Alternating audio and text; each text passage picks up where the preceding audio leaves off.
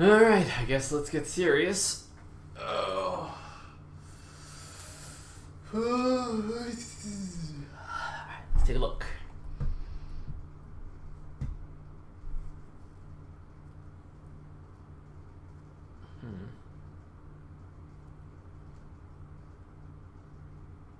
How do we want to do this?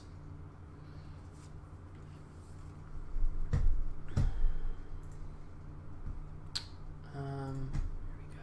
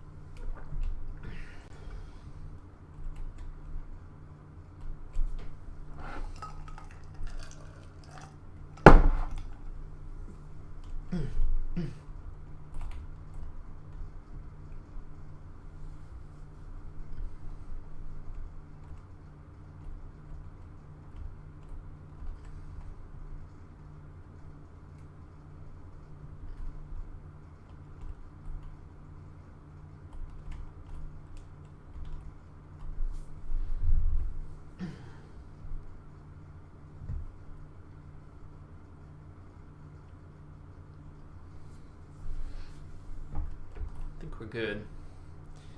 So the question now is how we're going to want to deal with moving moisture around, because we want our soil moisture. Let's see, excessive winds, heat, blah, blah, blah, blah, blah, external terrain, dominant vegetation, current winds, biomes. Where the hell is this thing?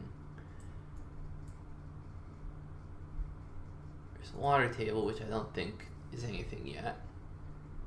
Where's soil moisture? Should be with water, right? Ah, soil moisture. Alright. So, basically, right now, our soil moisture does not disperse properly. Let me see something. Alright. Or it doesn't disperse at all. It needs to.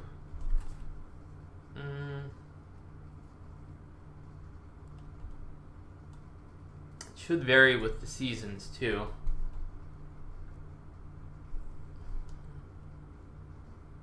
Hello. Let's see if that's actually the case. So in winter, we should see a decline in soil moisture up here.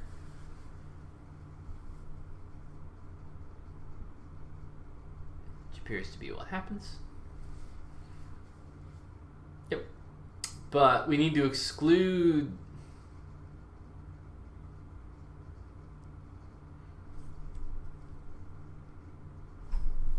we have an issue. So we need to exclude soil from infiltrating in soils where we have ice sitting on the surface, because technically beneath the ice we just have we have permafrost everywhere. Hey, Paolo. And we also need to exclude evaporation. Yeah, we need to exclude evaporation too. So first order of business, head over here. So ice discharge, if tile is land.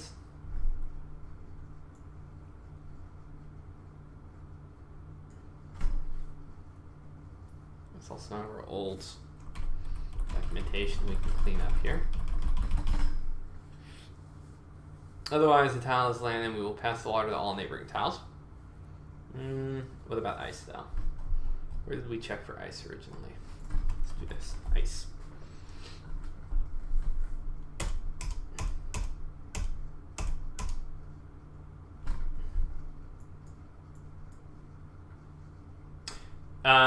So for everyone that's shown up, let me explain what I'm doing here. We now have ice infiltrating into the soil, which will eventually be what's informing our plant growth. The issue is we need two things to happen. We need water to flow around while it's in the soil column, but then we also need it to flow into the bedrock, which then will turn into our aquifers, right? And once it goes to the bedrock, it's going to go very slowly. It's going to flow very, very slowly. And this will end up producing a lot of really cool effects, because what we want is we want arid places to basically have this. If it's mountainous arid conditions, we want, depending on the bedrock type, to have pretty good reserves of water there to tap for horizontal wells. Because right now,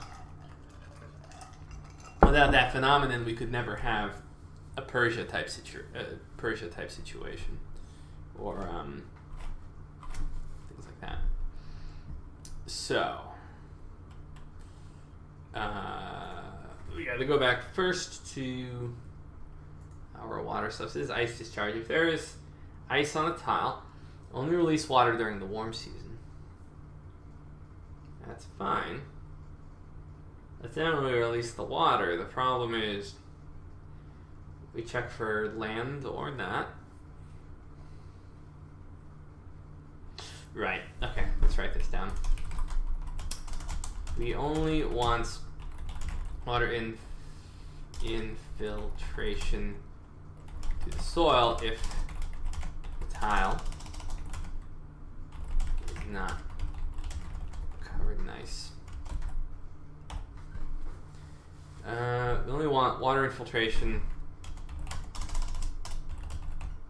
and evaporation to this filtration to the soil.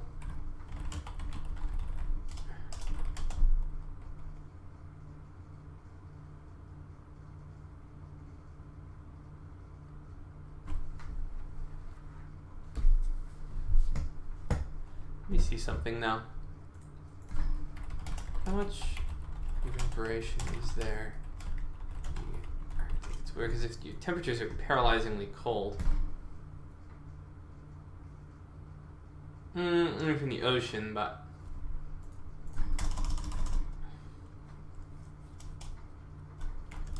not Arctic, Antarctic.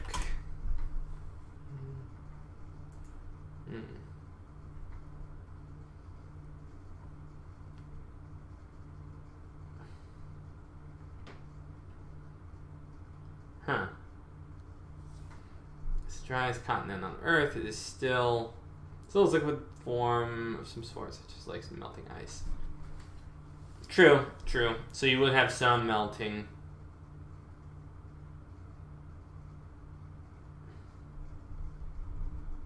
Only at specific times, though. I'm curious. Let's look at our relative humidity.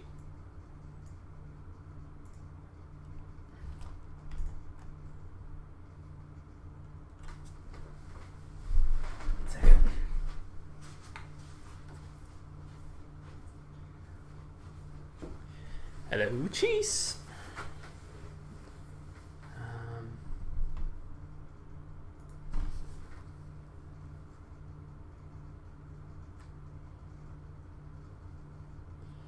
There's a tricky thing is a lot of the flow that we're seeing here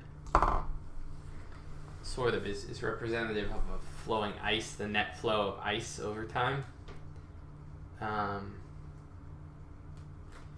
Question is to what extent.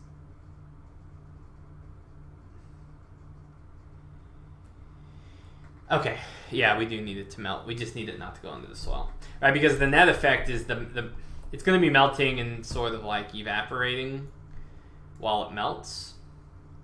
But that's going to be occurring like very rapidly, on the periphery, as opposed to up here, even though we see the flow itself, right? Okay, so what we do is we either need some kind of ice check. We allow evaporation to happen in both cases, but then we want an ice check here. So, in theory, we shouldn't need this.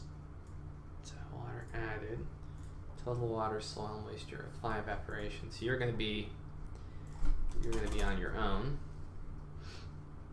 And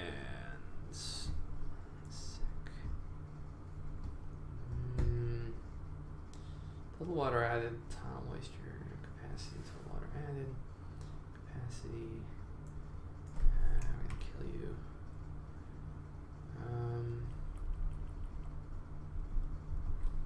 Where did we actually pass the water? Is the process of passing the water... Oh, is down here. Okay, so this is easy. All we have to do is check for ice.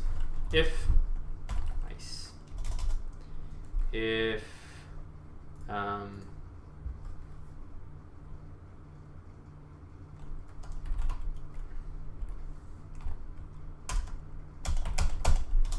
ice is greater than 0.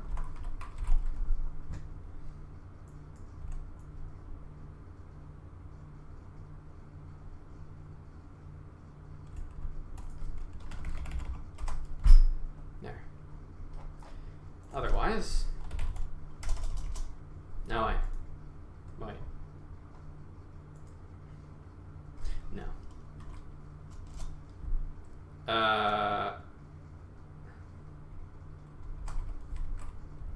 So if there's no ice, do this stuff. If there is, then all of this gets skipped. But see, here's the thing. This could be a problem.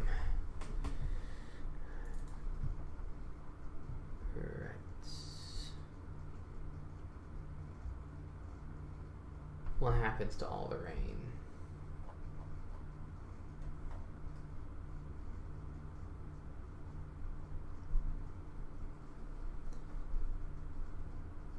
Right, because we need to end up...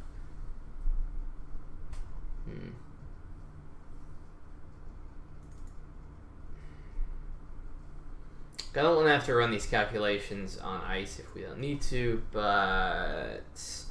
Problem is the rain on the tile. If I block this, if I just make this a code block dependent on ice not being on the tile, then the rain is never then going to get added to the tile.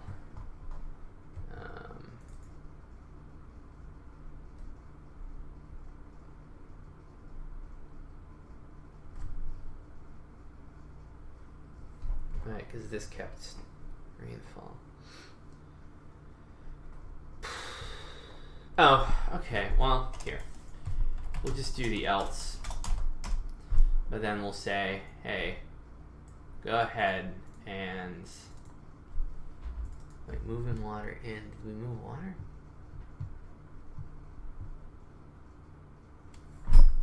Rain in, move water, infiltration. Yeah, I think we just...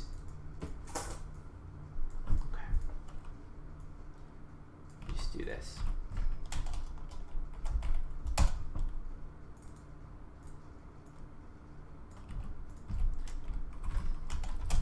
If ice, just add rain without any infiltration into the soil.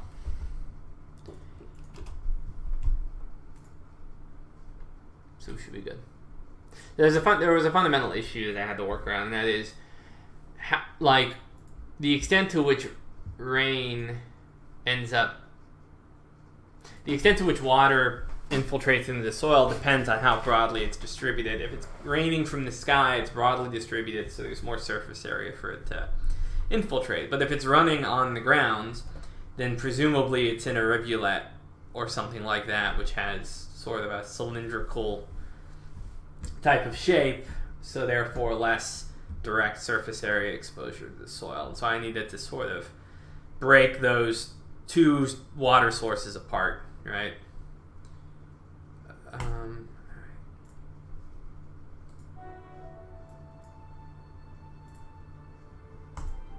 But then I had another issue in which I didn't want water infiltrating into the soil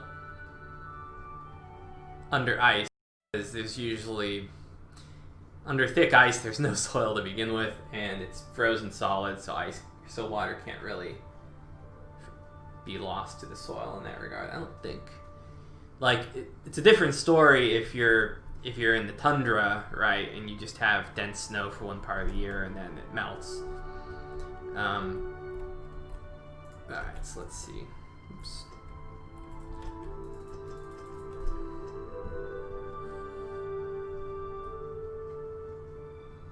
Right. So now we should see no soil moisture up here when the time comes. Let's just make sure that seasonal water flow is working. Yeah, it's working. Alright, so let's find our soil moisture. Damn it. We still have soil moisture up here. Ugh, it seems like it... That's odd.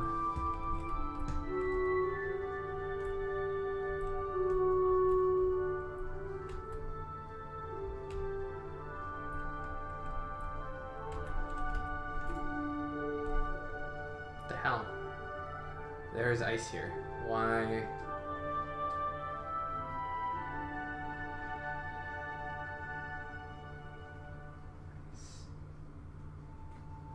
Humidity is lands.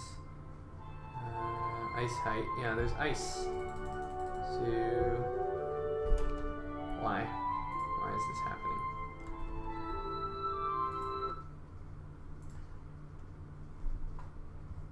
If tile ice is less than or equal to 0, all of this magical stuff happens.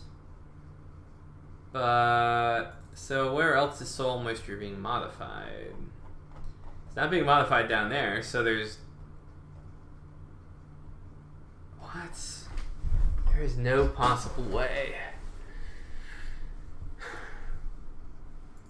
Okay.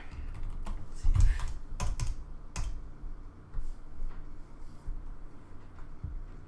So if tile ice is less than or equal to 0, all of this stuff happens. But if it is not less than or equal to 0, then this happens. So the question is, where else is soil moisture being modified? Here, let's do this. Let's make sure we saved. Maybe we started it up before saving and we were stuck with old code.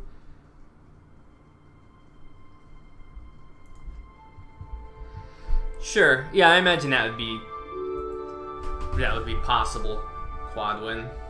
And we have paraglacial lakes too in game. So water can exist underneath the ice, but the question is whether you have biologically functional soils beneath giant glaciers. And the answer is probably no. And you probably also don't have that particular soil or bedrock directly below the ice participating in the water cycle in most cases, though. If anyone can find something different in a generalized sense, then let me know.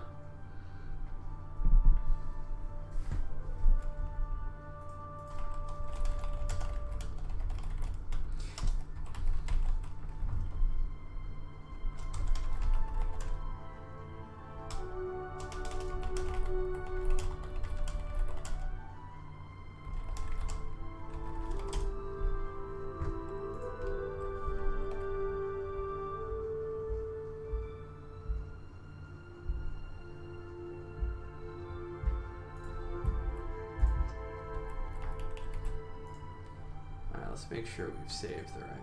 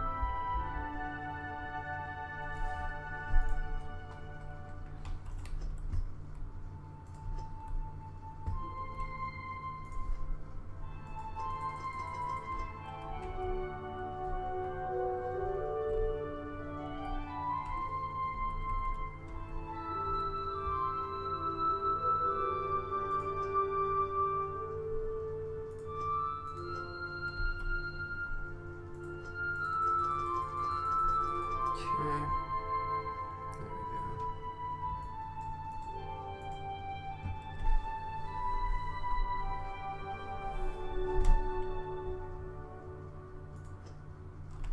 Oh, okay. Apparently that was the problem. I just saved prematurely. Okay, so we no longer have any moisture on the ice. The good news is that that also means that more of the water is going to be making it to places like this. What's weird, though, is I was kind of expecting better moisture here. I wonder if it's a capacity issue.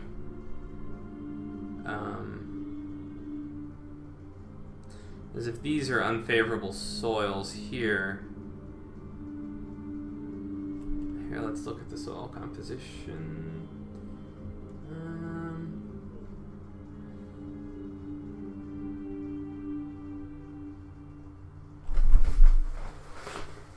Okay, so yeah. Okay, so there's a lot of sand.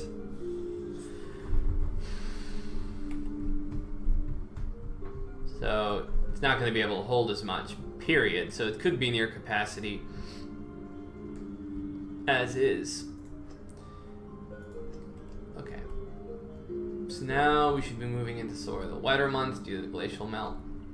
Let's see if this changes. Doesn't look like it's changing.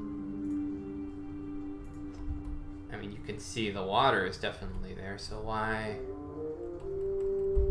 Soil moisture.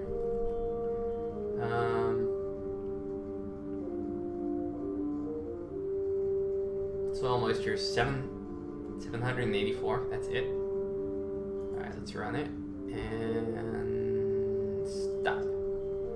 Check again. Soil moisture 804. Okay, so it's gone up a little bit, I guess. Doesn't seem like it's gone up enough, though.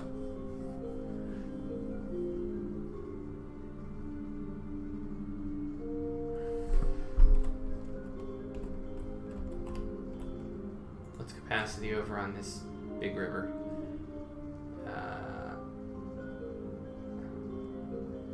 Okay, so there's a lot of water movement here. And what was our soil moisture? Really high. What is the soil composition, though? Yeah, too many variables. Oh yeah, it's silt dominant. Okay, so it's going to be storing more water. Period.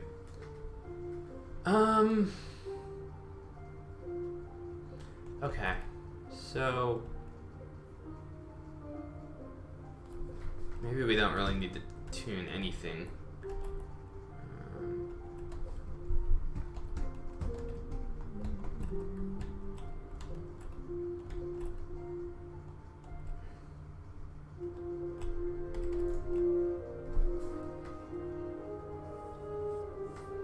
Soil moisture here is 1,267. Water movement at this moment is 8,616. I wonder if let's look at our permeation or infiltration. See how much water is getting into the soil based on water movement.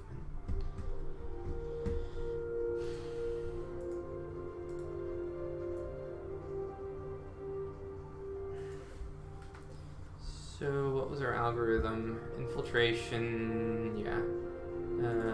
Moving water in. Okay, it's just straight up square root. So let's do some hypotheticals. So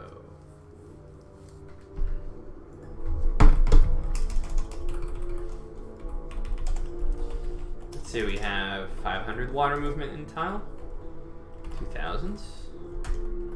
10,000, 50,000, 100,000, and let's say 500,000. Let's see how much water infiltrates in each case.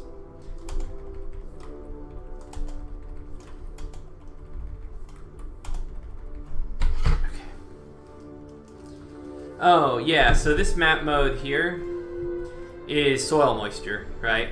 And so this is the real value to plants of water.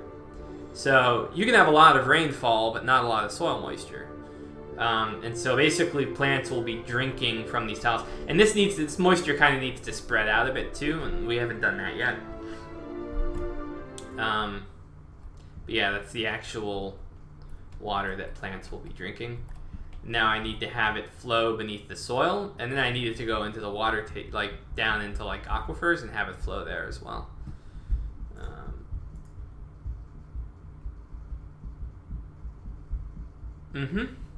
Yeah, I mean, this is all the permeation stuff, right?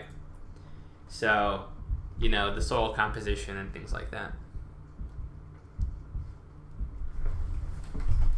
So you can have great rainfall and terrible sandy soil, and the water just whoosh will go straight through, you know, into the aquifer. I mean, which is like what happens a lot of the time here in Florida.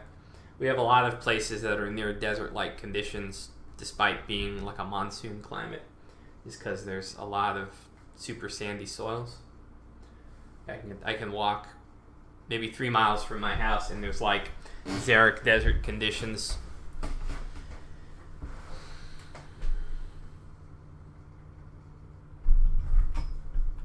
Yeah, things will look quite a bit different in this next version, because we have proper, like now when a river flows over an area, it actually, along the way, both while it's filling and while it's flowing, water is lost both to a more accurate evaporation model, but then also a more accurate permeation model. So you see this river is getting shorter and shorter as it gets toward the ocean.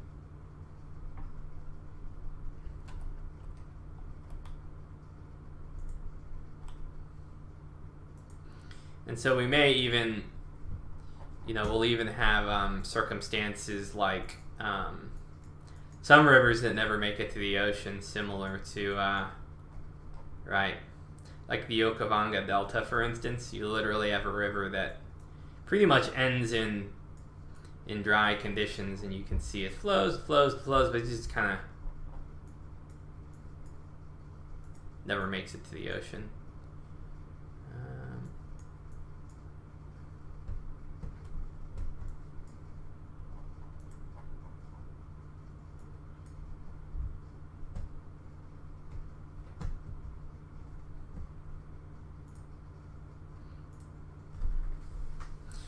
We may have to, I don't want it to happen too often, but it is something that can happen.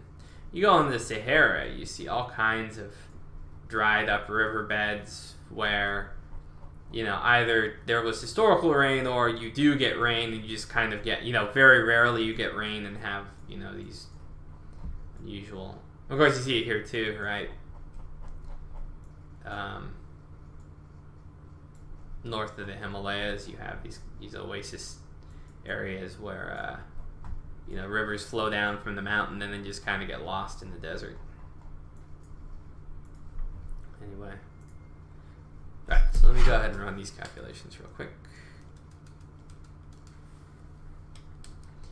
I may want to flatten this a little bit, because I think I need more water from larger water bodies to infiltrate more, but then smaller water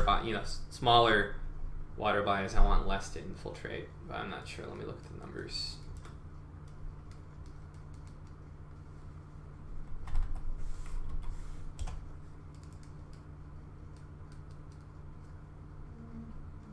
I think I might have an idea on how to handle it.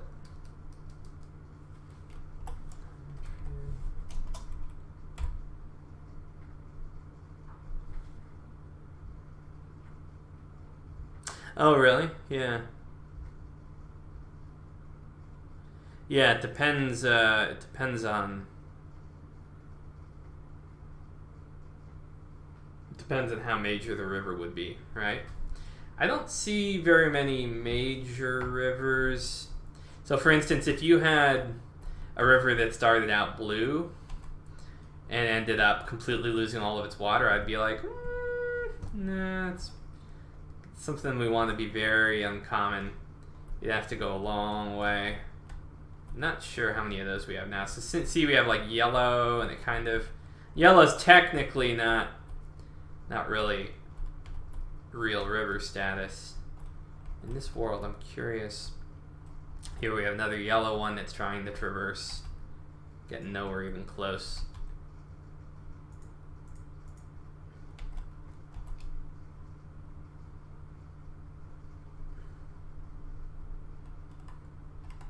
Yeah, if it's seasonal, that might be legit too. Well, it'll take some tuning, but it's, it's cool that we have that effect as opposed to just, oh, there's always vibrant rivers here all the time. Okay, let me finish these calculations. But like, you have a lot of rivers that in the real world that are quite large and seasonal to the extent that like there's very little water in it, but at least some water in it during the dry season. Let's see.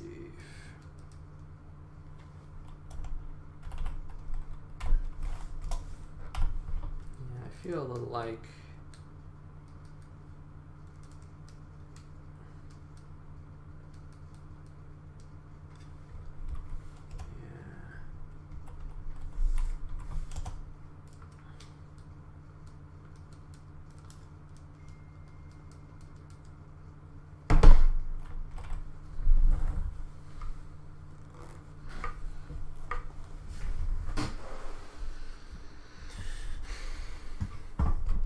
So it's like, let's see.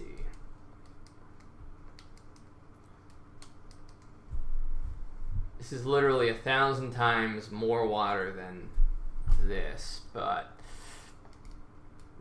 it contributes only 32 times more water. Yeah, that's a problem. So this is what we need to do. We need to flatten the base infiltration for flowing water. I think we had some defines set up here somewhere. Base evaporation, we don't have base. How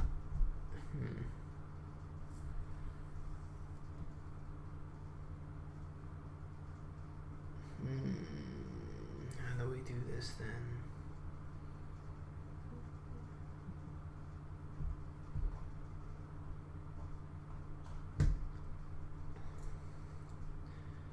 Capacity, sand percent, soil moisture, current saturation, infiltration. Do we have? Infiltration is only based on soil composition. Oh wait, infiltration multiplier modified by current saturation. More saturation equals less. Okay. Moving water, infiltration. Okay, so apparently the moving water that's added currently.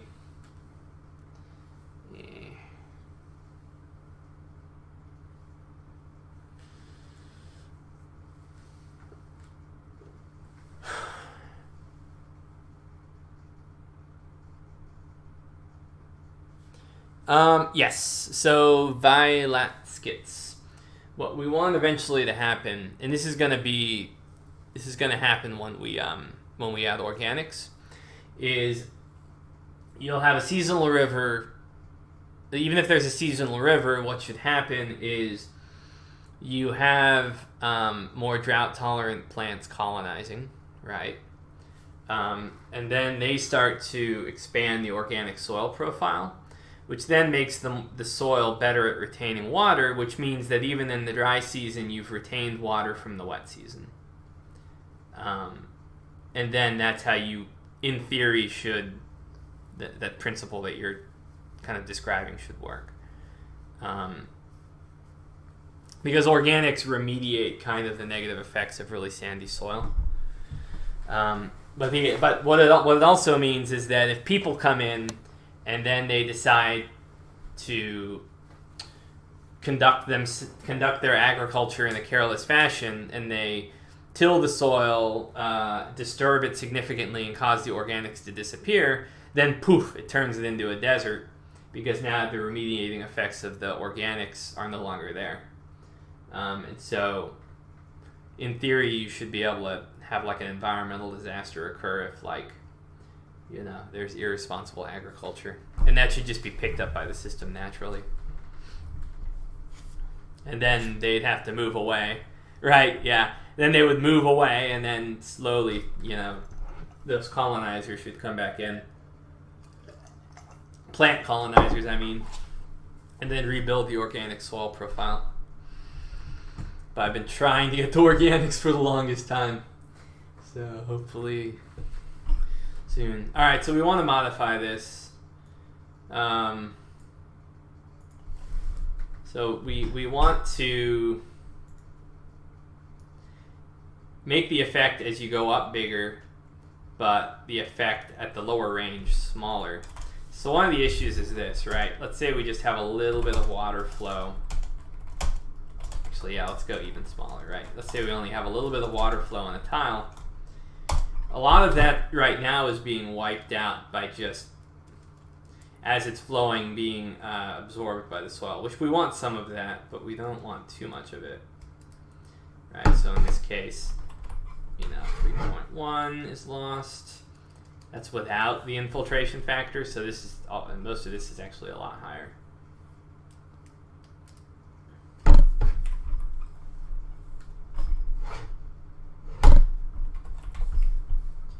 So I feel almost like, let's see, let me make another column here.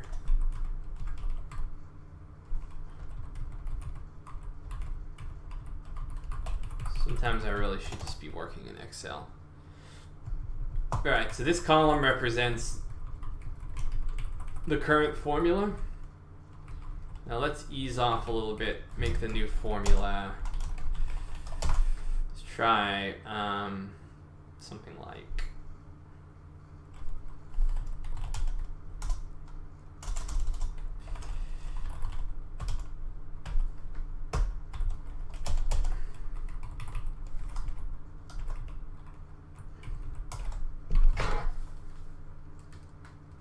should move us in the direction that we're interested. Oh, no. That's a mistake. First off, let's see. 10 to the power of 0.75. What do we end up with? Yeah, 5.62. Divided by 2, we get 2.8. That's a little...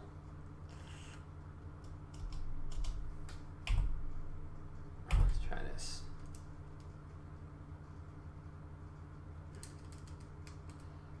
Carrots 0.65, 4.4 divided by 2. Okay, so this eases off a little bit.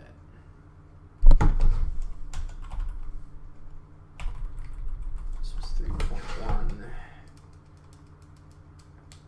50.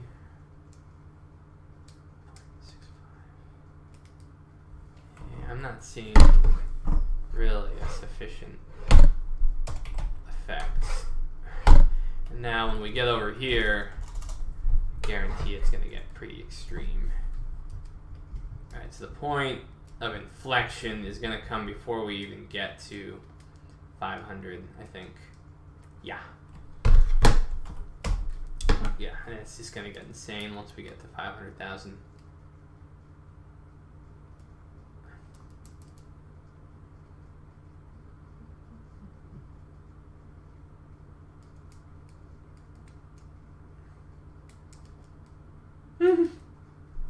Yeah.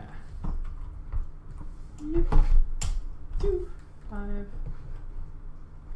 3, 1. Whoops. Yeah. Wow. Okay, so that's insufficient.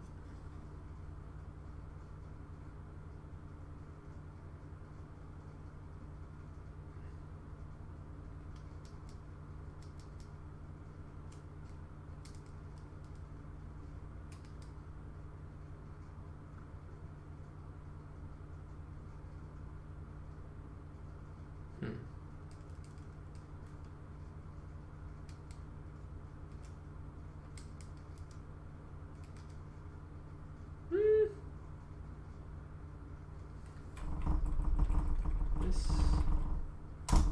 could be better. So 500,000 carried 0.6. Yeah, so this could be the sweet spot right here.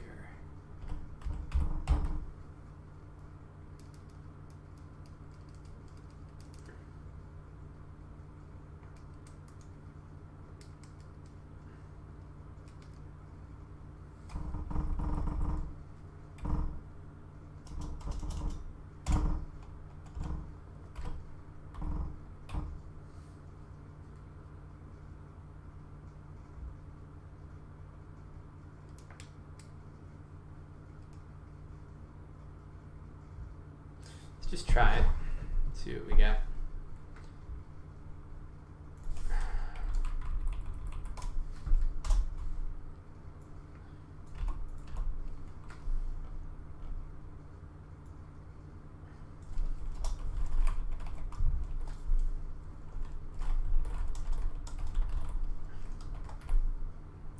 Template 1, comma 0.6.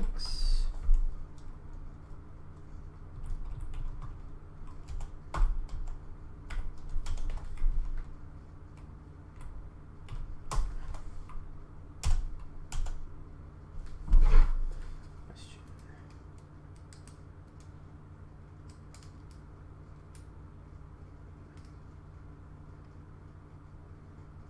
Okay, this could be good. Let's try that.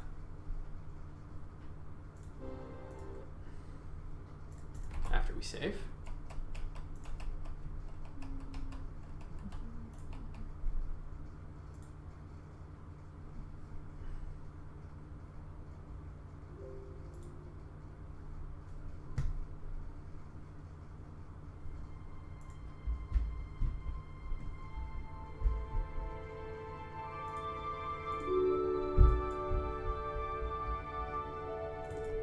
I'll be back.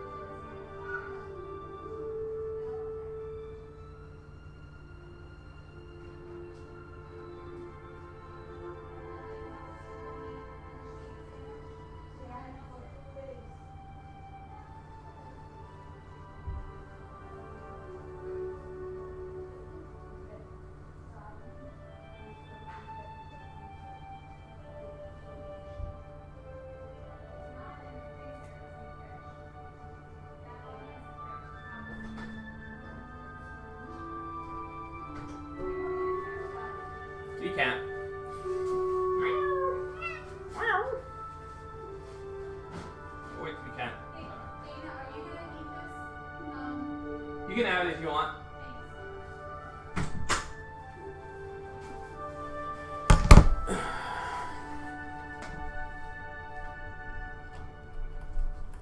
It's like a north-south Pacific Ocean.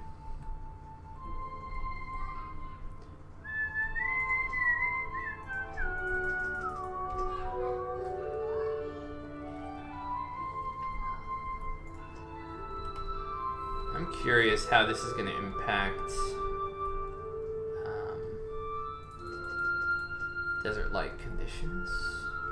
Whether our rivers will be able to get through more easily.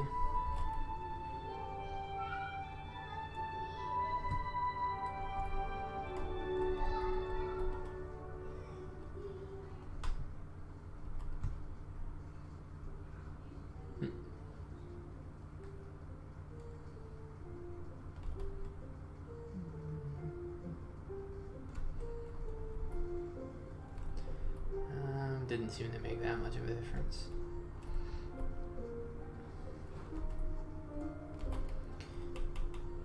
Man, I feel like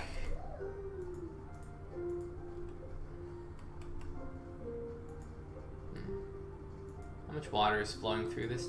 So when we start up here, how much water do we have flowing through here? We have 2,824. So, yeah, I can see how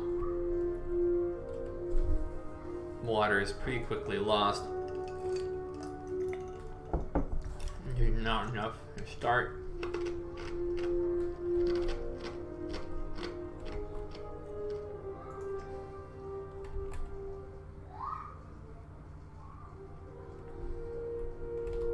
But the soil texture is like outrageously unfavorable.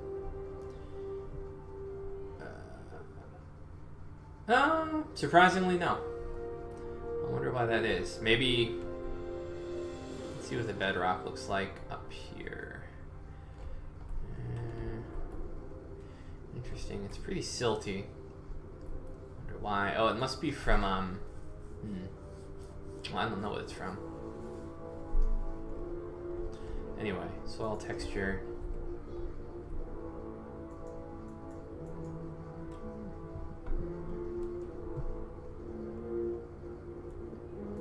Soil moisture. Alright, what does it look like? Looks brighter.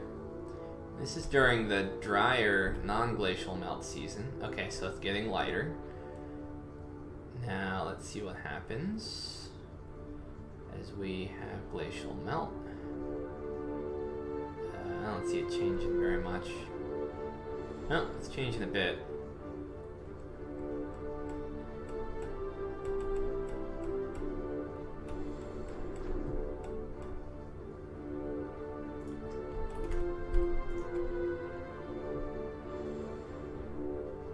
There's a little water movement right now, but it's stored up. Oh, okay, it's stored up quite a bit more soil moisture.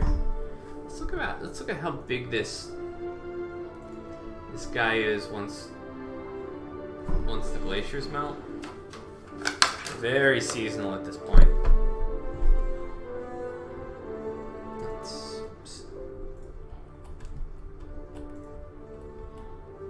We should have melts happening right about now.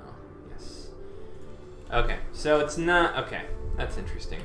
This is not a very big river most of the year. It just barely inches up into blue territory, it looks like. So now it's 30,000.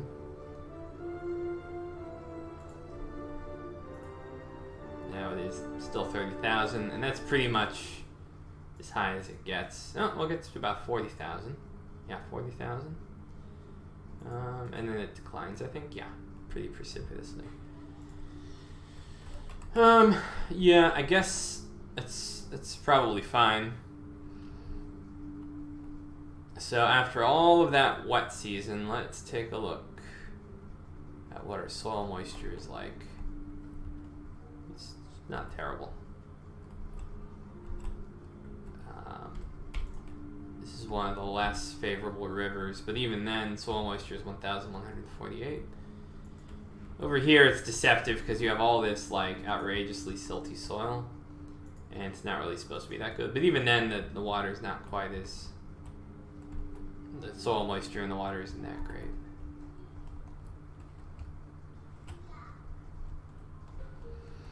All right, so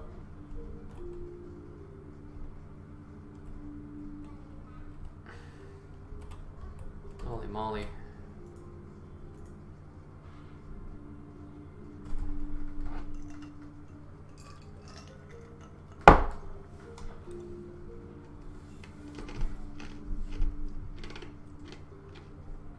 This must just have like bonkers high rainfall, probably outrageously humid. July, lots of rainfall. January, this is actually just monsoon. Probably very silty soil. Oh yeah, no sand. It's basically volcanic soil. Curious, once we get toward the dry season, does moisture decline? Not really. One of the issues is we don't have vegetation here drinking the water. And so when you have really silty soil, the water just sits there because it can infiltrate pretty good, but it doesn't really leave. And normally you'd have more plants there because there's more water and they'd be drinking it, but they're not because there's no plants. I mean, it's calculating plants right now, but they're not consuming the water. They're just sort of like growing based on the water value from rainfall. And okay, so anyway, what we want to do now is we want to create an algorithm that's going to have water move around based on saturation versus deficiency. So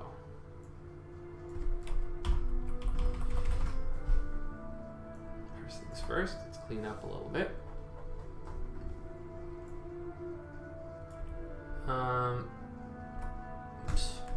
Ideally, we're going to want to make this probably a new job.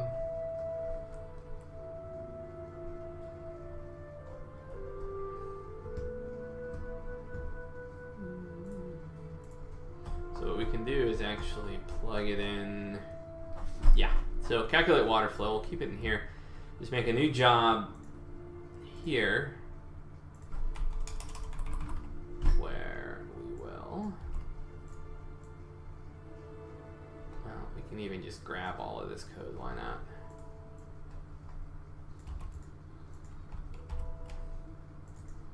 Is it sort of template?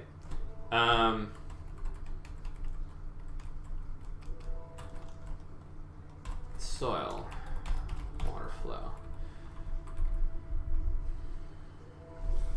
Now,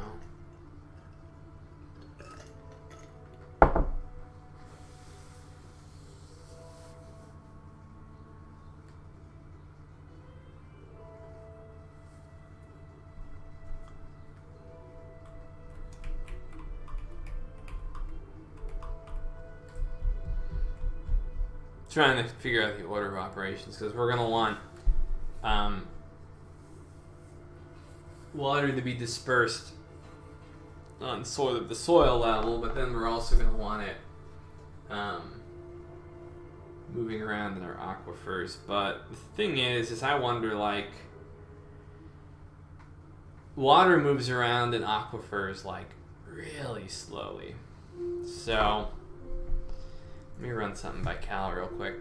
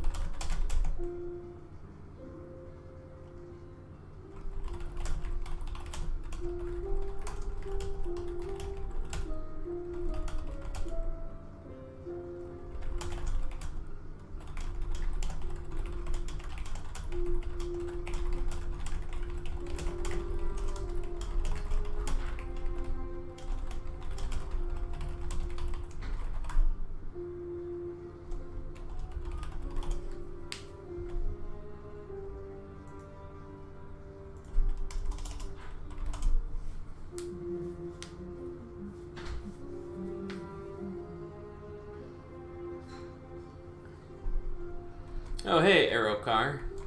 Found your stream on my recommendations. Took the liberty to look it up. Game Concept Zero looks interesting in my honest opinion. Great. Yeah, stick around. Give us some perspectives and feedback. Yeah, it's going to be a pretty lengthy process, but you know, labor of love. And we really value people's perspectives, both from a game design standpoint, but actually also from like a scientific standpoint too. A lot of people come in and give their perspectives on how these complex systems work, and you know, I'm wrong about a lot of things pretty often, so it's good to have people come in and rectify that. Here, I accidentally terminated.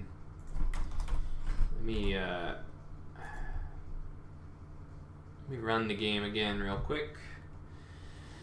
Then we'll write that new soil distribution job. I think what we can do too is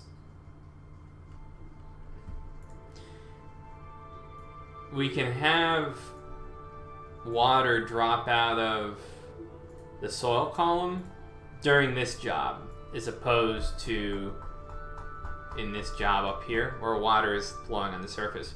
Really, this needs to be surficial water flow. This needs to be soil water flow, and then we need, or this is soil water flow, and then we need subsoil or bedrock / aquifer water flow. And the aquifer water flows is what's going to be really slow. We'll make that just a yearly job.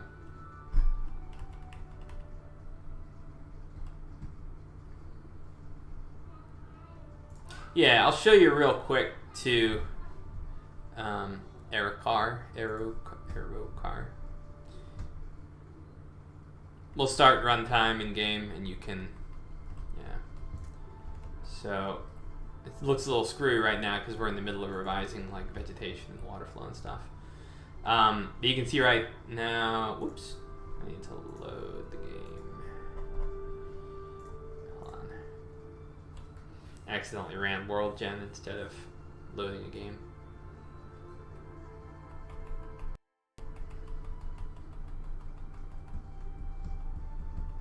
Yeah, I started out doing a lot of modding with strategy games and stuff like that, and then Calamdial 9 and another guy got together to make our own game. And that was about 2.5 years ago, but it's, you know, we have day jobs, right? So we work on it when we can. Okay, but I'm going to hit the play button, right? Right now, we mainly have world systems in. Actually, let me pause this real quick. So from the beginning, we're creating a complex world generator. You can see these are all the different map modes that express the various different systems that exist.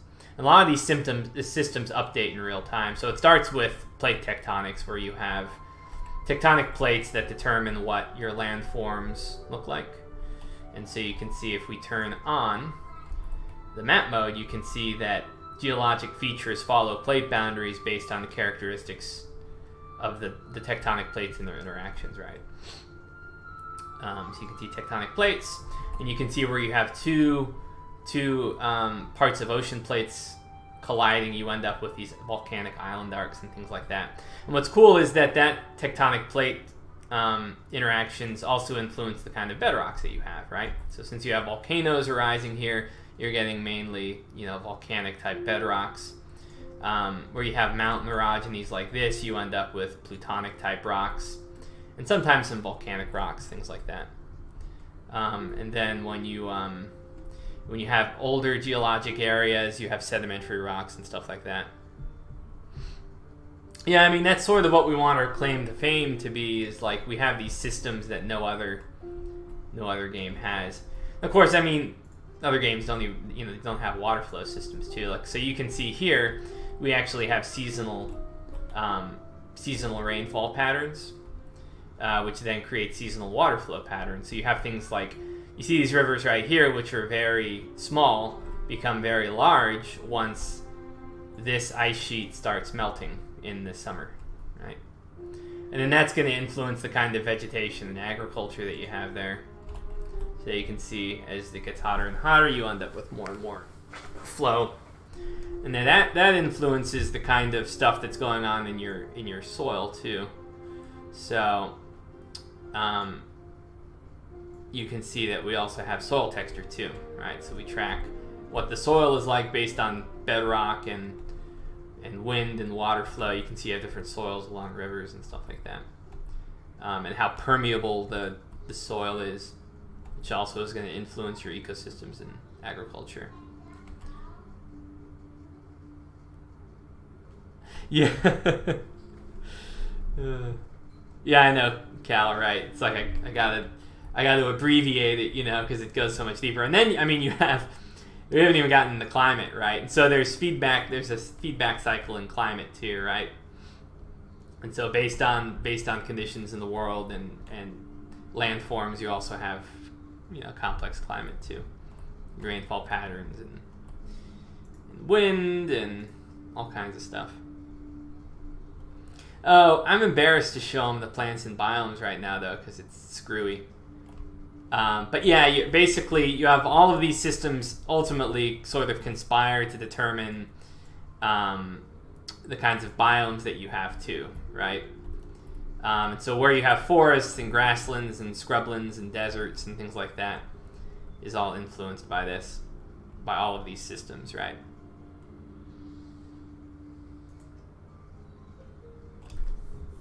I'm a developer, but not a game dev, not yet at least. Definitely tell that setting this up must have taken quite the effort, but it's really looking to be great. Thanks, I appreciate that. Yeah, we're just can't wait for the day when we can finally do this full time.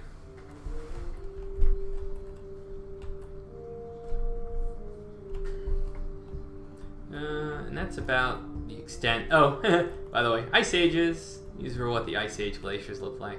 Yeah, so there's so many other things to explain. So for instance, you can see this is the last Ice Age, and you can see that basically wherever you had glaciers in the Ice Age, the land is isostatically compressed, and that's what gives you fjords and stuff like that. And so we go through the geologic history too to determine what the land looks like. So you can see we have Rias here, where the last Ice Age compressed the land down into the ocean. And so where there were rivers at one point, an estuary, or where you have estuaries and rivers now, it was once kind of land that was just lower elevation and compressed here. And then boom, now you have an estuary there. There's all kind. There's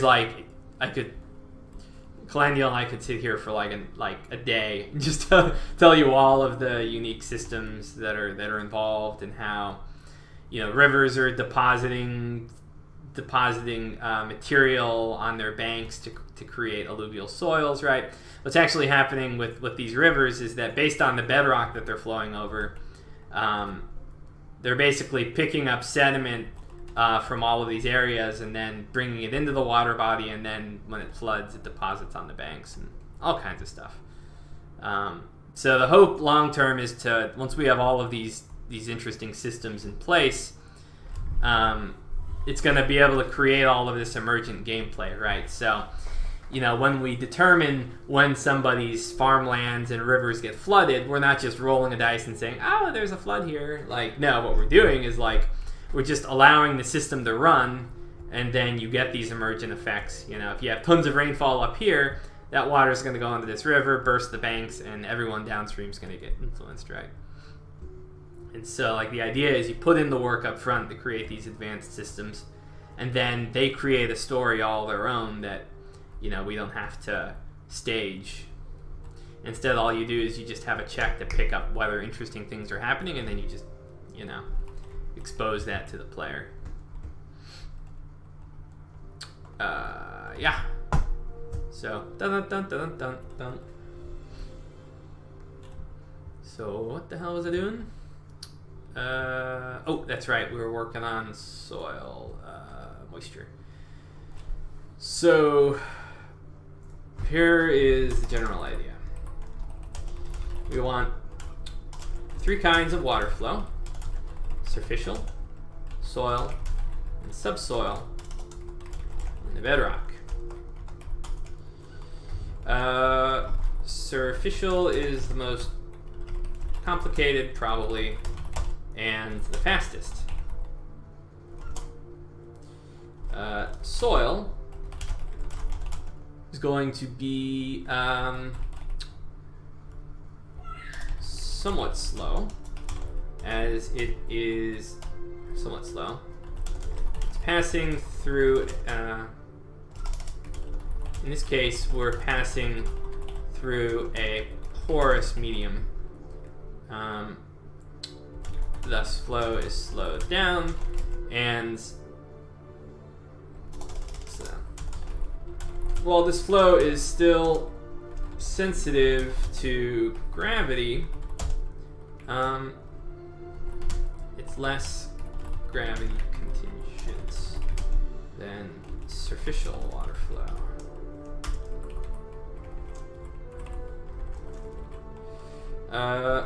Bedrock / aquifer water flow is, let's go back to soil water flow. Soil water flow is also highly influenced by soil composition and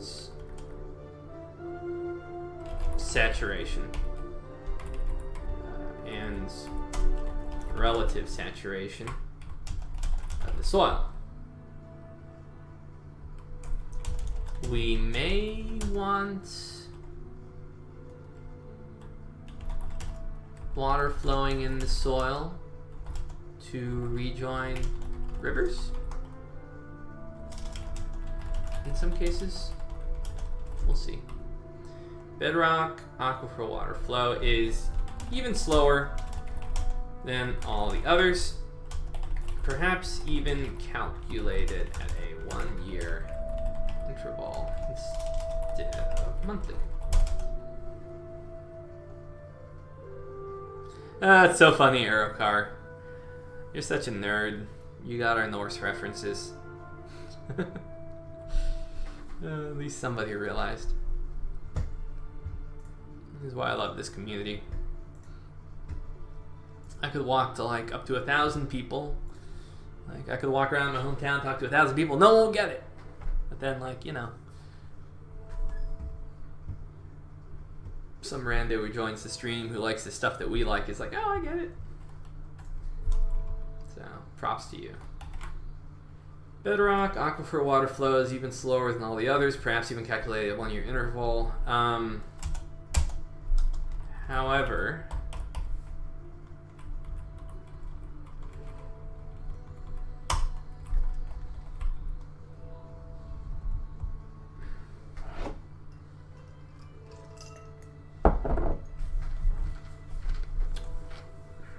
so here's the thing.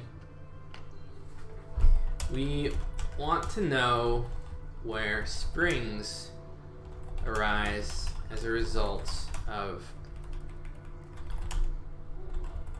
this bedrock water. I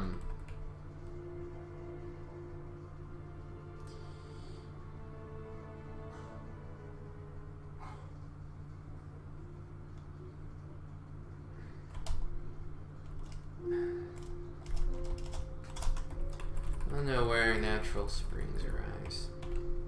This is a phenomenon I don't completely understand. I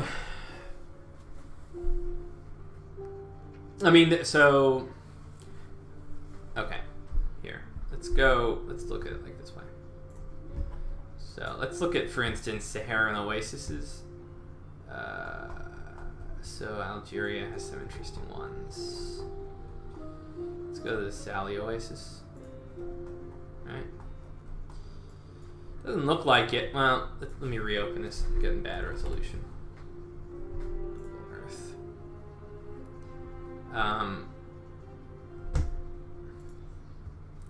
Natural springs, from my understanding, don't just arise in flat elevation locations unless there's some weird bedrock stuff going on that creates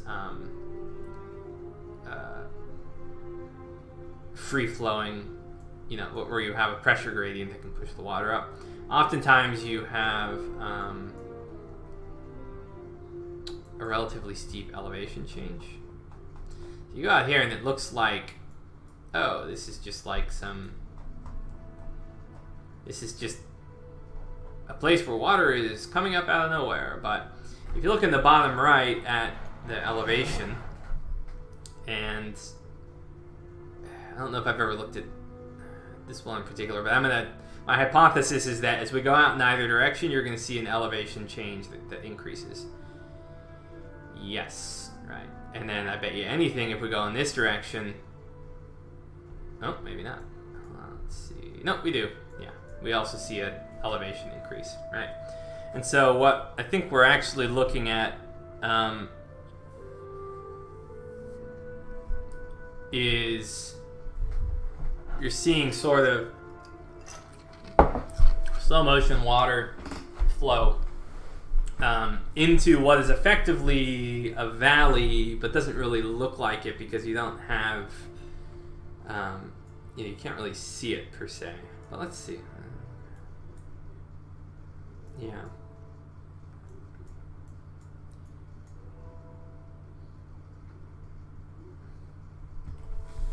Yeah, so, yeah, from my understanding, Eric Carr, like, you can,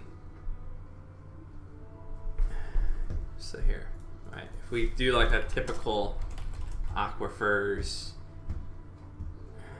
Google search, like, you'll see, these containment zones based on whether you have like a consolidated clay sediment layer versus a more permeable, right? So you have confined and unconfined aquifers, right? And in that case, you can kind of, you can have streams and things like that are replenished from these sources. But if you were to look at, for instance, what Romans targeted for their aqueducts, you would actually have streams coming out of mountains based on sort of peculiarities in the elevation gradient.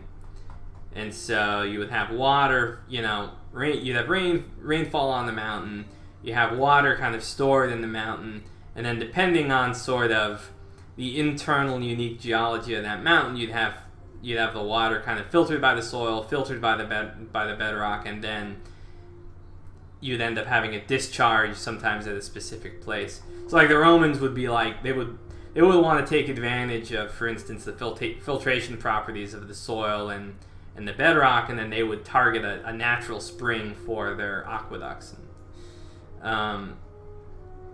And so in that particular case, you have these natural springs that arise specifically because you're dealing with like a mountain, right? Versus just like a flat terrain where you have like a confined aquifer with a weak location in the bedrock where water can just arise and whoosh, you have like an oasis or something. From my understanding, that's like a less common phenomenon when you're dealing with springs. And also like I want to have oases in deserts, but an oasis can be like very different things. It can be like what we saw earlier out in Sali, in the Sali Oasis, where you have an area of elevation where the elevation gradient is favorable to somebody digging a well and draining little bits of water. Right, so if you kind of drill a well a little bit higher on this elevation, then it can naturally flow via gravity into your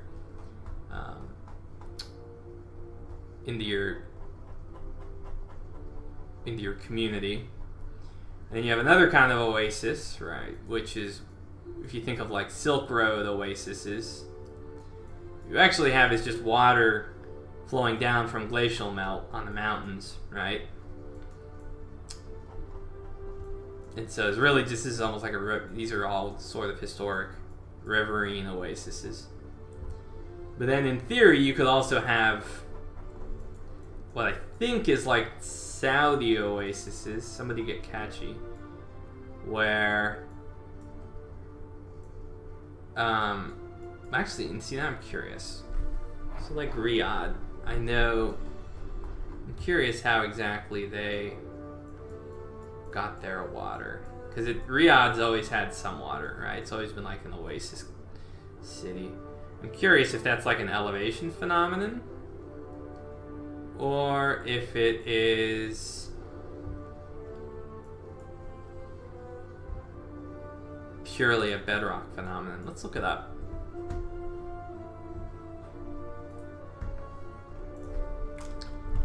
Let's look up Riyadh history.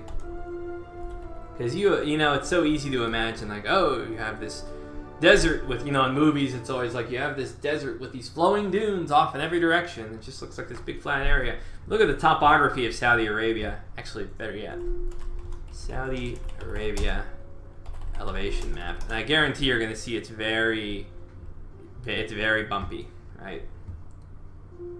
Yeah, it is not a big flat. And you can almost see the logic of why Riyadh is where it's at relative to the mountains. You have all of these mountains where you do have some rainfall, and then you could imagine, how you could have sort of underground flow of water in a given direction, which can be tapped. Right. So I'm curious whether that's the sort of the phenomenon we're seeing. Yeah, you can see very much that. It also explains why Mecca, Medina, and Yemen have a good bit of population too. Okay. Basically see like a giant rain shadow here. Okay, so let's... Riyadh. Are we spelling this right? Let's look up Riyadh history. Yeah, it is crazy how big Riyadh is. Yeah, I remember we had that conversation with Kachi about how Saudis are basically just cannibalizing their fossil water for bullshit. It's like, oh, we're going to just use this. They're treating their water like, how do we say this? In most countries, water is a renewable resource, right? Because it rains again, and then your aquifers can be refreshed, your rivers will flow again. But in most of Saudi Arabia, the water that they're using is like fossil water that's accumulated over thousands of years. And you're using it for stupid things like agriculture, when it's like, okay, do you really need to farm in the desert when your economy is already mostly just a giant gas station? Yeah. They're treating their water like they're treating their oil, right?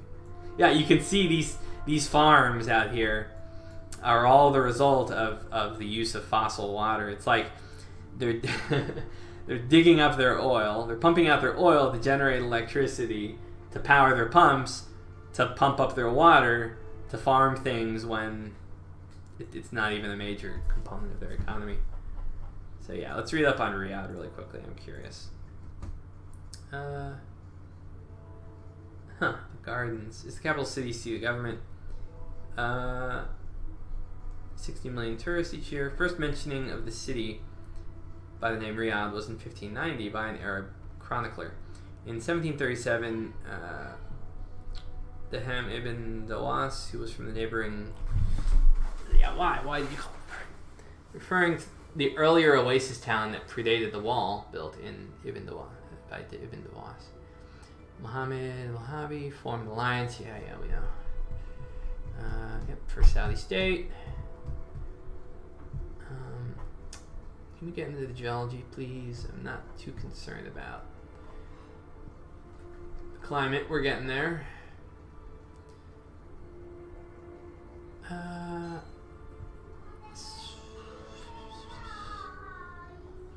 Sports. No thank you. Airport. Damn. We didn't get any information on it.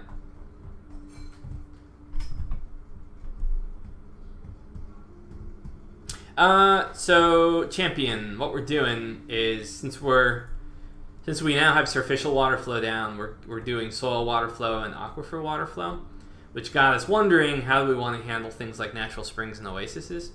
And so we had like three types of oases.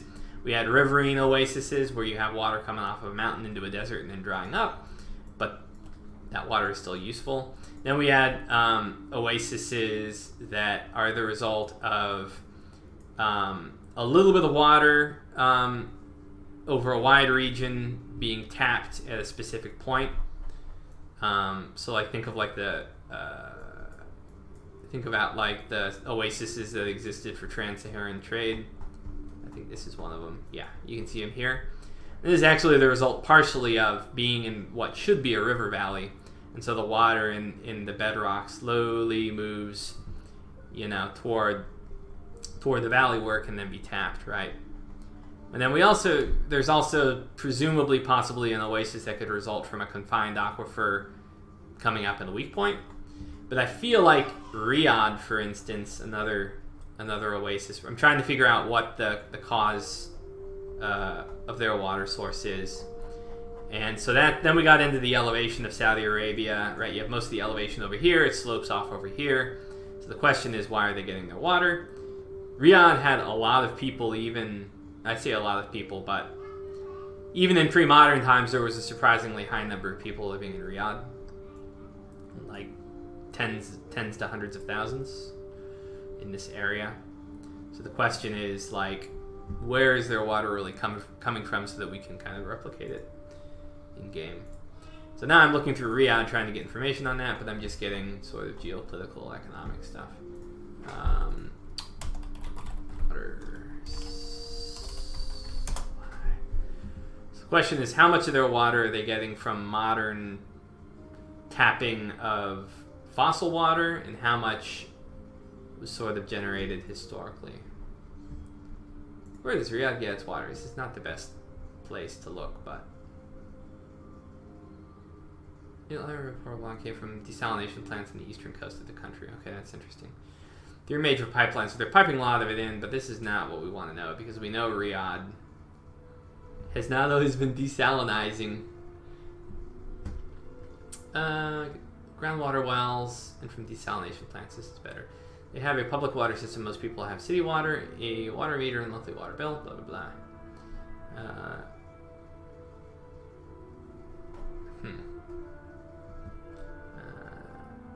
Not.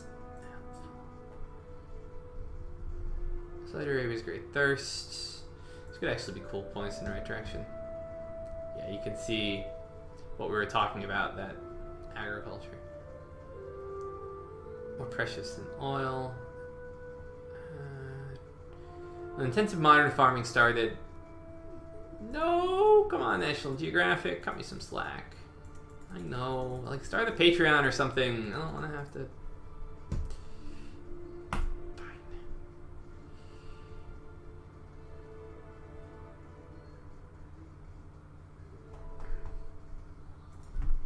Historic water supply? Yeah, that's what I'm wondering. That's what I'm wondering too, Erikar. I'm wondering whether, and it kind of looks that way, right? But, like, are they getting... You can see these dried up riverbeds, right? So the question is, are they like...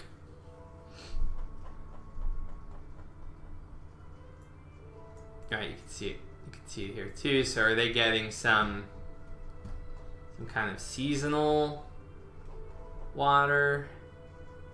You can see you kind of have some mountains here.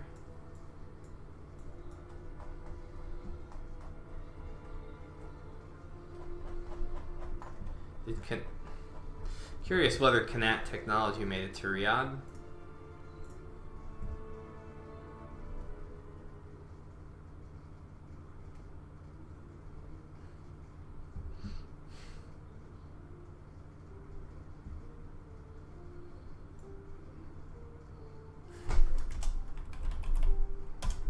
I'm wondering if they're...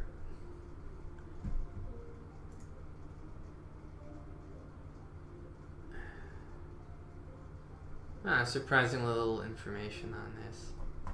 Oops.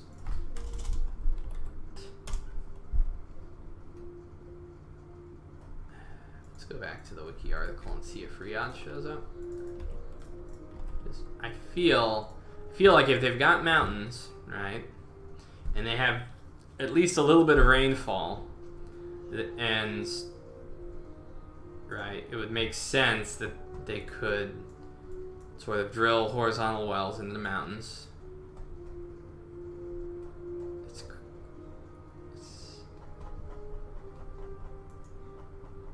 It could have historically, possibly, gotten water in this way. Oops.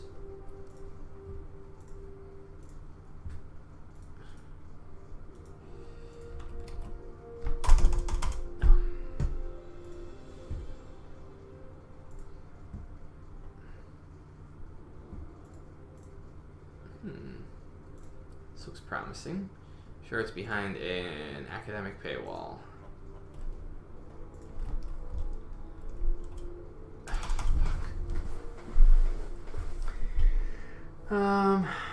No. I just need any reference whatsoever.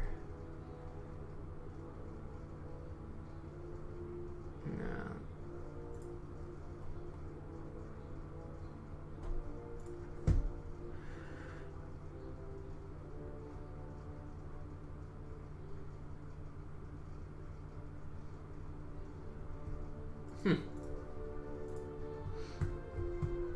I know the Yemenis did for sure, but they had a lot more rainfall. Ooh, here we go. Where is this? Saud University Underground Aqueducts Handbook. Aqueducts in Saudi Arabia. Aqueducts in Saudi Arabia. Oh, this is cool. When were these built, though?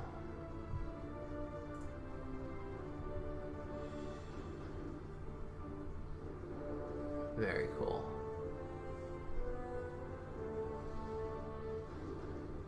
Feel for that vertical shaft. Okay, so that's the vertical shaft of the aqueduct. Oh, so this is... Okay, so this is like straight up archaeology, I think.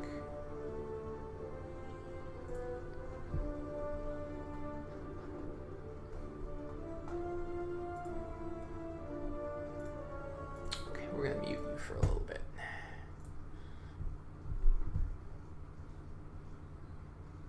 Yeah, I think it could have been mostly Knets.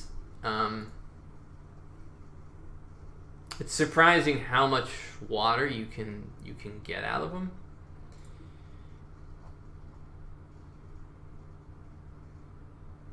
Darn, I wish I could. No. Oh, yes. Gimme. I'm sure the Saudis are gonna try and be like, "Oh, we invented the canal ourselves." What do you mean? Okay, Arab region is one of the most arid regions in the world, characterized by low rainfall. Ah, this is wonderful. This is just what we want. Low rainfall, very high temperatures. Nevertheless, agricultural practices have been common in these regions since time immemorial, thanks to the centuries-old practice of building underground water canals, tapping the aquifers and bringing the groundwater to the surface under the influence of gravity.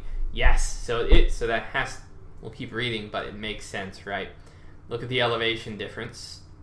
You have literally 1,000 feet of elevation relief here, which is like, yeah. Okay, very cool. That answers a lot of questions. These aqueducts or subterranean water tunnels have played a significant role in agricultural development of human settlement in arid and semi-arid regions of the world. Technique essentially consisted of constructing subsurface water channels or canals in the alluvium and bedrock, directing water from the mountain aquifers and springs to semi-arid and arid valleys and plains for agricultural activities and community use. These aqueducts have been addressed by various vernacular names in different regions. They're referred to as Qanat Kariz in Iran. Outside the Arab region, they are referred to as Kharez. Many workers have cited that aqueducts in Saudi Arabia are known as Ain. However, the term actually is a misnomer. Ain literally means spring. The terminology of aqueducts being referred to as Ain in Saudi Arabia seem to have originated from the fact that some of these spring sites were the source of water from the aqueducts. Right, that makes sense. The aqueducts are referred to as Qanat. But you know what? I bet you anything, like, the way that community building in these situations works is you have a few sort of like natural springs, very few natural springs that you have small communities aggregate around. But the fact that you have these springs is indicative that there is water in them, there are mountains. And so then sort of like, that's when then the Qanat would be, the use would be escalated, and then you would turn, you know, you would increase your water source by like 20, 30 times by fully tapping what's available. Because there's no way that a whole bunch of people would just go into the desert where there's no springs whatsoever and then just be like, hey, let's invest massive amounts of time and effort and food attempting to start a community here. Yeah, it doesn't make sense. Anyway, the aqueducts referred to as Qanat by Saudi Arabia as well. Qanats have been providing water for agriculture and domestic activities for centuries across the globe, especially in the arid. Yeah, we just talked about this. Yeah, there's a diagram.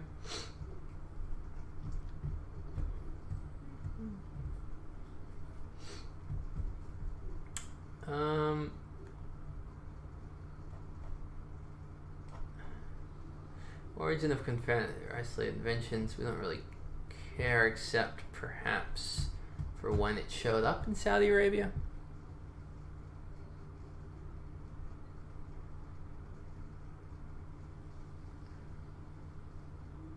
Calandial, right. But I mean, yeah, it's like when you consider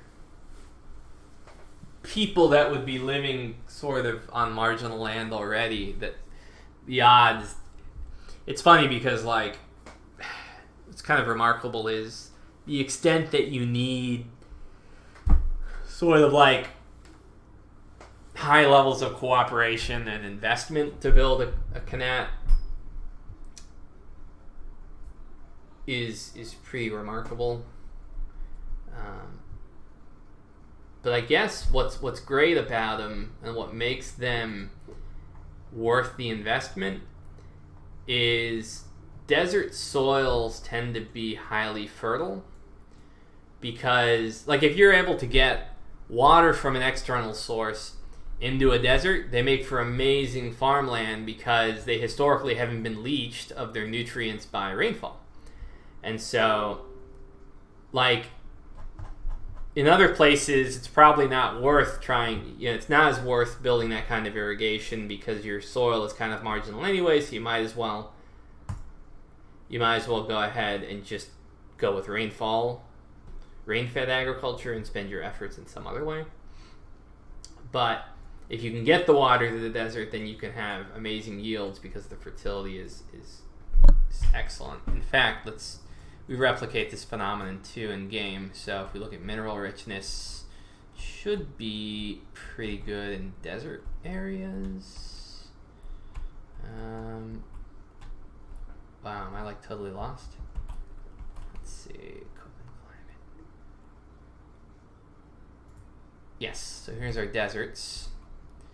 And when we look at mineral richness, you see we have this nice bright band. And so if you can get water there, you should have good yields. I mean, that's partially why the Nile is such a great place to farm too, and why all of the arid floodplains are so fertile too. They're all deserts. Okay, what were we talking about? Oh yeah, we were reading this document. Between the 8th and 4th century BC, large portions of human settlements across the Arabian Peninsula transformed into modern societies flourishing on agriculture and trade.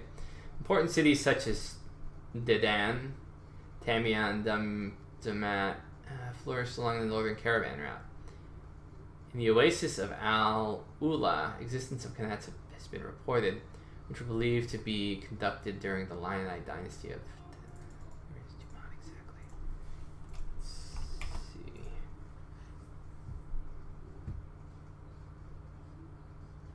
Where the hell are you taking me?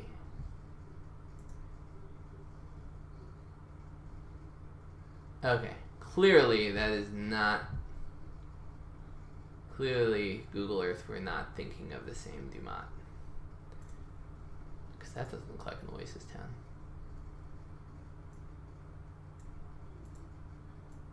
Maybe if we grab something with Al in front of it. Of course. Ah, much better. Dumont, Poland. Right, that makes more sense.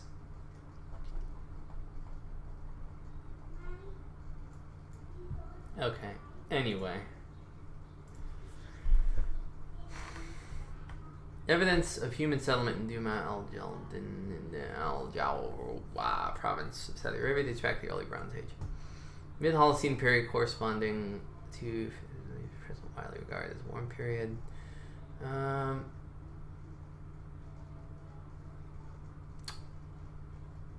Periods of warming. That's interesting. Yeah, it's funny. You see the erosion patterns of this earlier wetter period too. So that's fascinating. So, okay, that's interesting. So basically, the way that a lot of these qanats would work, from what it sounds like, and I kind of suspected this too, is what you would do. So there used to be a wet period, right? And this is simulated in Songs of the Eons too. You had this. Most deserts had a wet period in the not too distant past. At which point you have your erosion patterns carved out, and then you have your dry period, and so the landscape still sort of can correspond to those erosion patterns, and perhaps even some of the alluvium is still there. And so what you do is then you drill your qanats into the mountain, and then you drain the water along those previous types of floodplains, and then you farm there, which is why I suspect you see those patterns perhaps arising here too. This probably represents kind of you farm along where the river used to be, you just drill into the mountain and then allow your water to flow along that area. So you also saw that same thing going on where we were earlier. It's interesting. A Neolithic civilization wouldn't find water in the mountains, is my impression. But during a wet period, you know, I imagine... And that's interesting when you think of sort of the life cycle of civilization. So you can imagine a bunch of humans living out here when it's wetter, but then it starts to dry out, carrying capacity for human civilization declines. But then you have a few individuals maybe still surviving around like natural springs. And then eventually you have qanats, which are invented someplace else, like in Persia. Technology makes it back to the few surviving people that are living in the scattered oases. And then they're able to use that technology to raise the carrying capacity by tapping the water.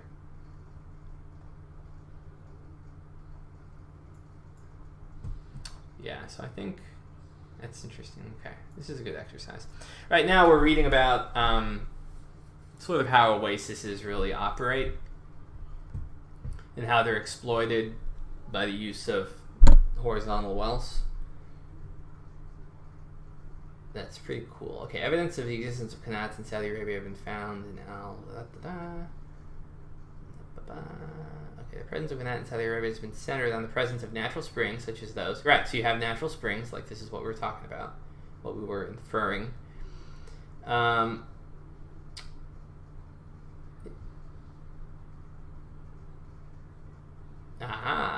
Cool. Yep, so there was initially a spring-fed lake covering an area of 4 square kilometers, and qanats were then developed around that area because that was the natural sort of flow of where you would expect the water to go. And so it's kind of like, you take some cues from nature, and then you would say, okay, so we know there's water here, let's go ahead and develop some more.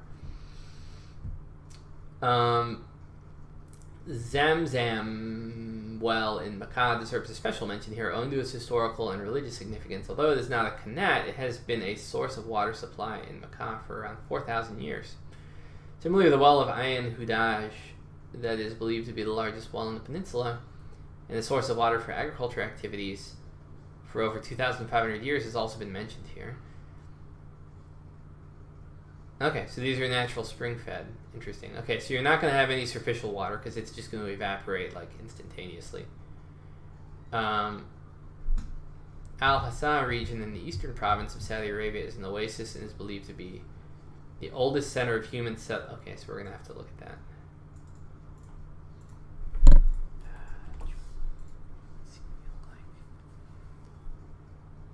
Let's reconcile that with our elevation map. Okay, so it's cool. Okay.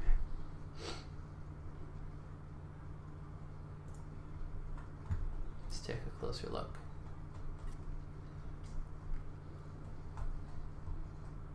Still a good bit of vegetation to this day. I'm sure they're all like dates. Date farming.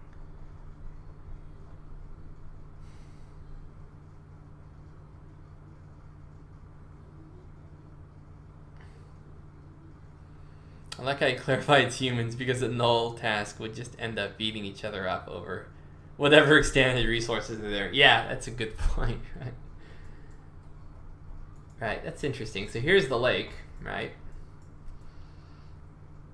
See, but this is weird. Why something isn't adding up? Is this a reservoir they're draining into or a reservoir they're drawing from? Asfar Lake.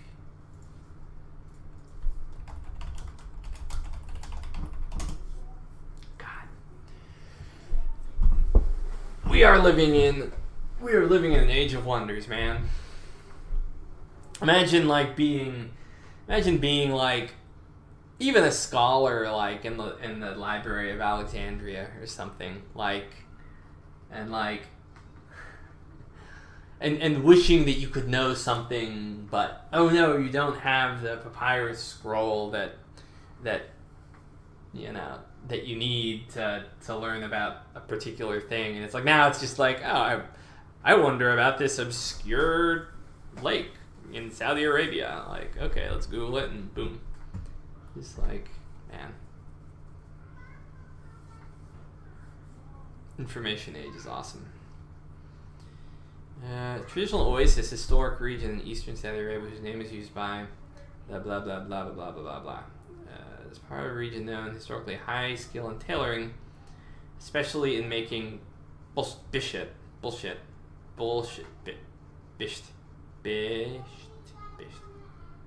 Now we gotta know what bisht is. Men's cloak. Ah, right.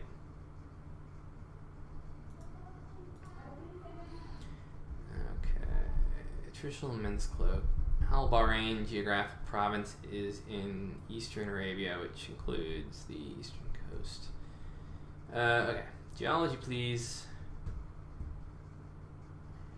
It's been inhabited since prehistoric times due to its abundance of water in otherwise arid region. Can you explain? Natural freshwater springs have surfaced at oases in the region for millennia. Why? Explain.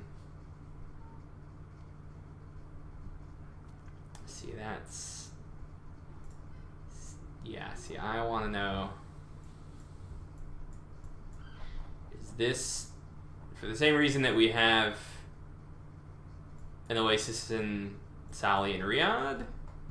Or do we have some confined aquifer that's bubbling up at a specific point?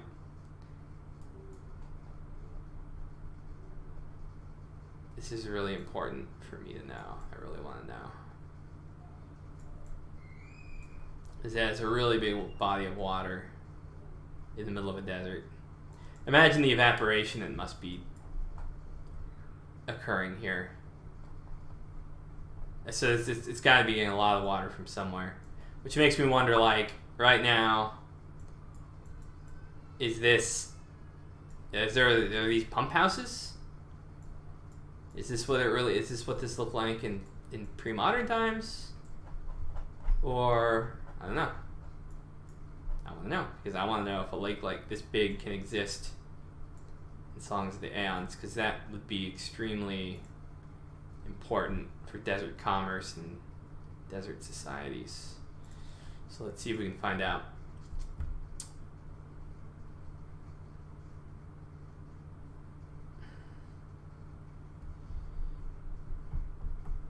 See, it doesn't tell us.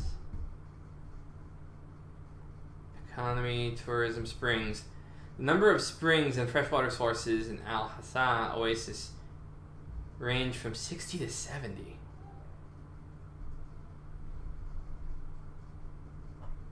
Oh, man.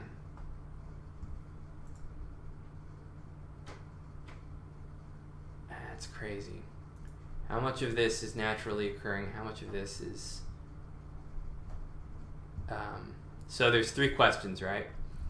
That we have to kind of figure out. So we have how much of this is happening, how much of this water is coming to the surface, irrelevant of humans even being there. How much was tapped via infrastructure, and how much is being tapped by... How much was produced by pre-modern infrastructure, how much is being produced by modern infrastructure?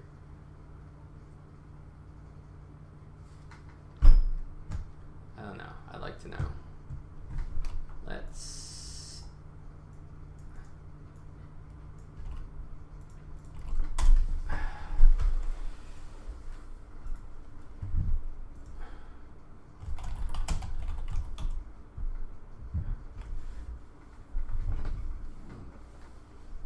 Yeah, some... Okay, so there are some artesian... are supplied from sandstone aquifers. See this, okay, so this was the question. This was the third oasis we were wondering like existed, right? Where you have relatively flat terrain, which is what we have here, but you have a confined, basically you have a confined aquifer due to the surrounding area having certain qualities, but then you have sort of like a weak spot where the water can then the pressure can force the water up, right, in discrete areas. Very cool. Okay, so this is another type of oasis we can theoretically have.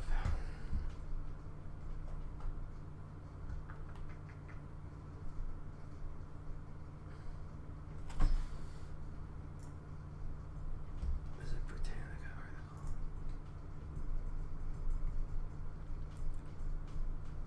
Region is bounded by the north of Kuwait. Al-Hassa is a large oasis in the center of the region.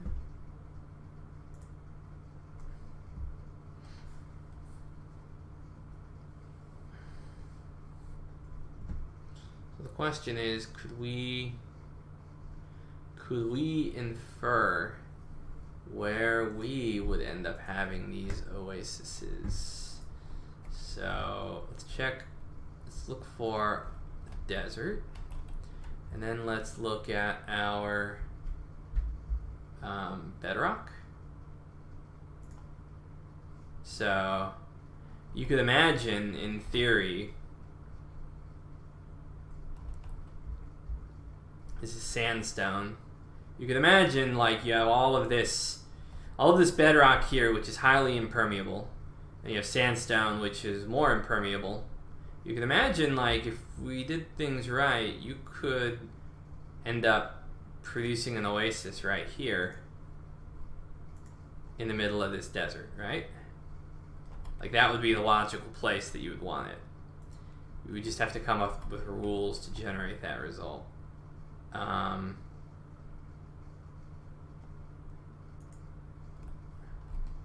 think it's doable. That'd be fun. Oh, after we get our aquifers in place. What is our... I mean, it looks like the perfect place for an oasis too, right? It's the area with the lower terrain, ringed by mountains, a bit flatter. So you could have water flowing in this direction, and then, you know, have some tile quality that you run the calculations and you say, okay, so maybe we have a weak spot here, here, and here, and then you have zoop, water sprout up, and you have little oasis communities. That'd be cool. Cool. All right, so we want 3 kinds of oases then. Toward the east, terrain changes to flat lowlands marked by numerous fertile oases. Yeah, we do this. Yeah. We know the Wahhabis. Goddamn Wahhabis, and they're ruining Islam for everybody. Okay.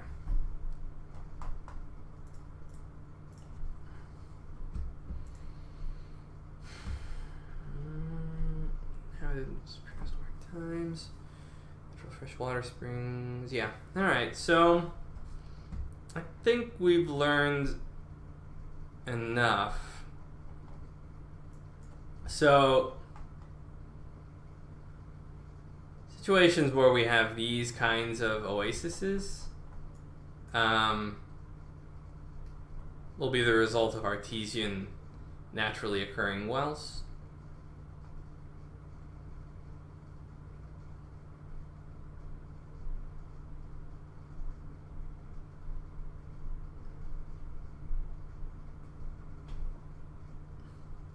Well, Champion of Silence, I would imagine, remember, some of the greatest risks to settled societies came from low population tribalistic societies, right?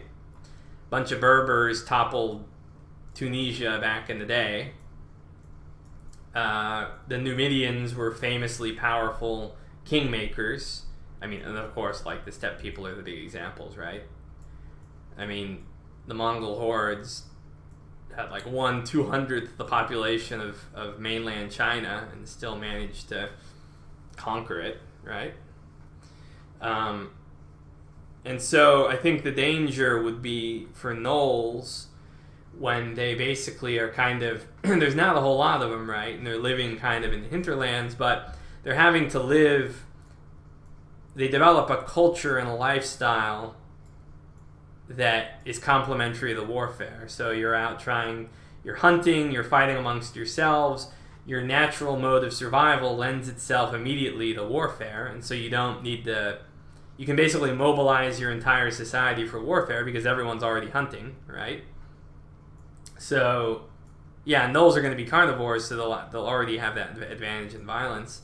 And so now you imagine, you have traders who are bringing weapons out to them for their own personal gain, and you end up with a bunch of very violent, highly competent in warfare gnolls who are able to leverage that violence against settled people whose lifestyle and culture aren't immediately disposed toward warfare, even though there's a lot more of them, right? And that's how, in songs, I'd like us to achieve tribal societies being a major threat to civilized societies, so to speak. Civilized, right? Settled people.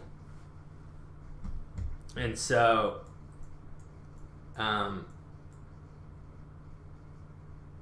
yeah, that's how you would end up with, it's funny because games like Europa Universalis and games like that and Crusader Kings make these less settled people dangerous by giving them bonkers manpower modifiers and stuff like that, but that's sort of cheating, right?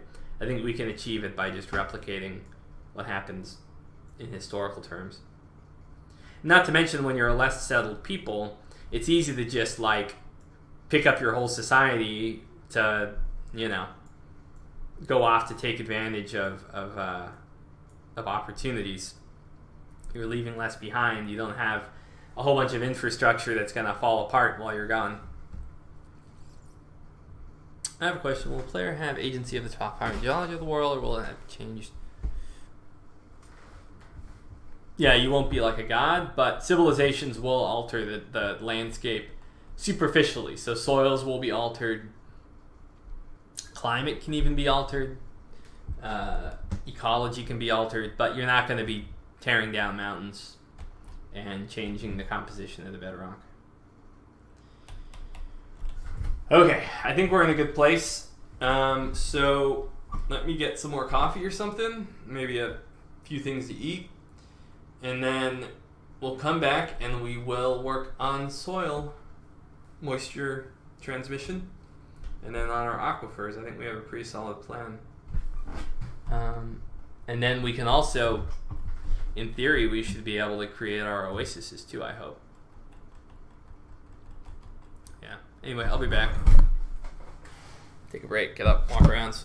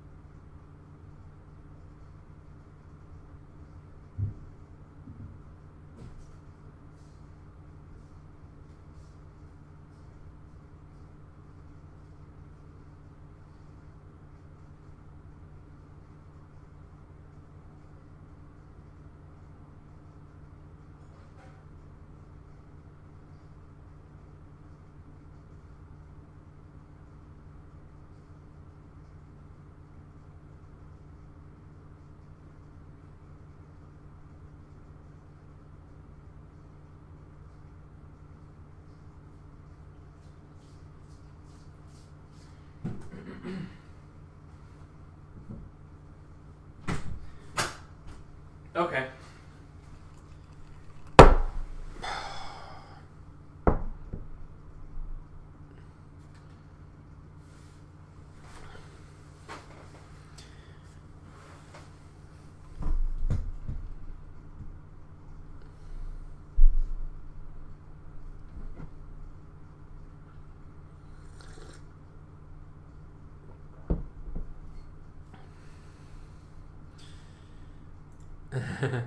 Dun, dun, dun, dun, dun, dun, dun, dun. It's coffee time.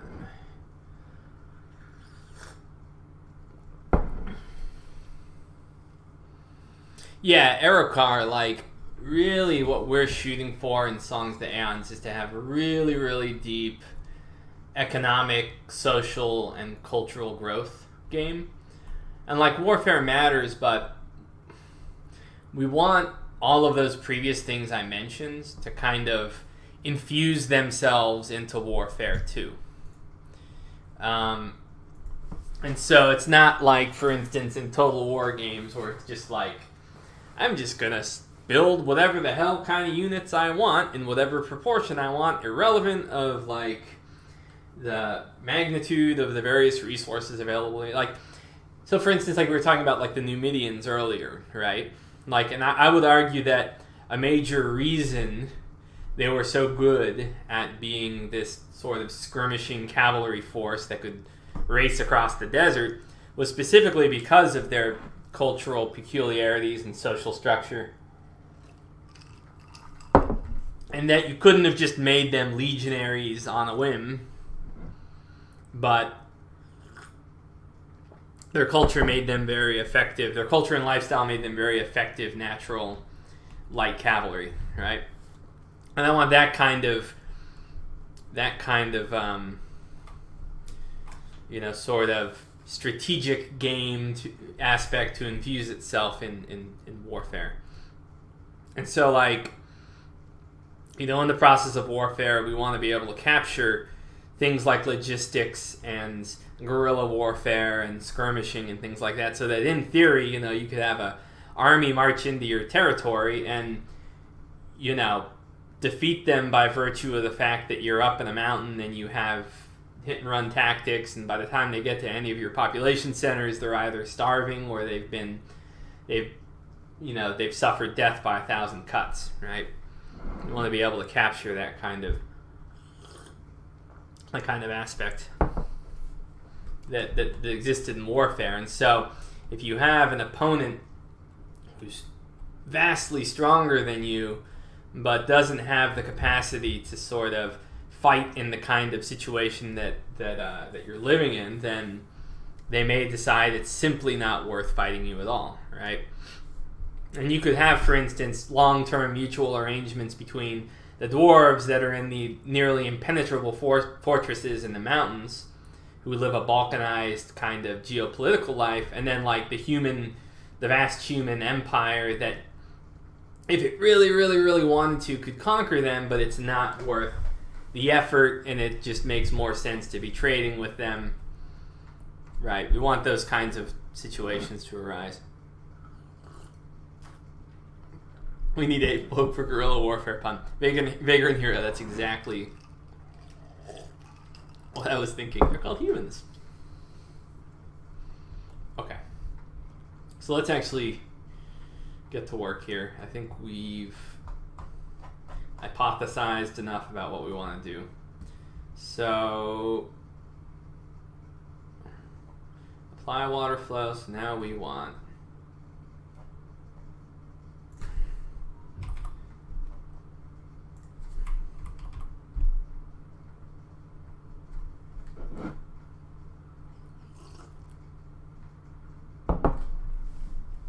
soil and water flow.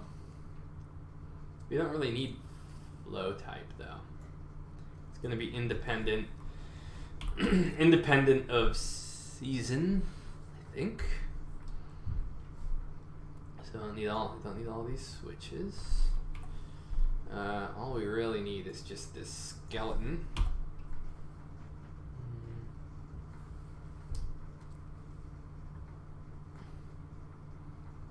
Oh yeah, for sure, Vagrant, right.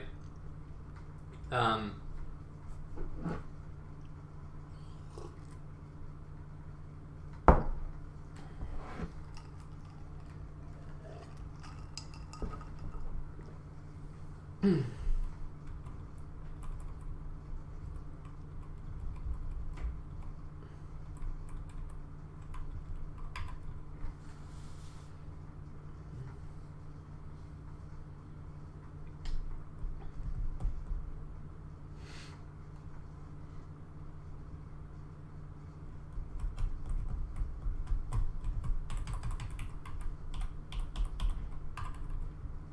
do we want to do this? Let's come up with the logic. We'll want this process to operate on a tile by tile physics basis, but we don't want to apply the change until after all of the water has flowed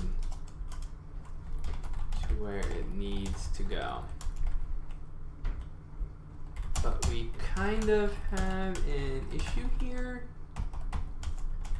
in that we want to make sure that local tile contribution of water is incapable of exceeding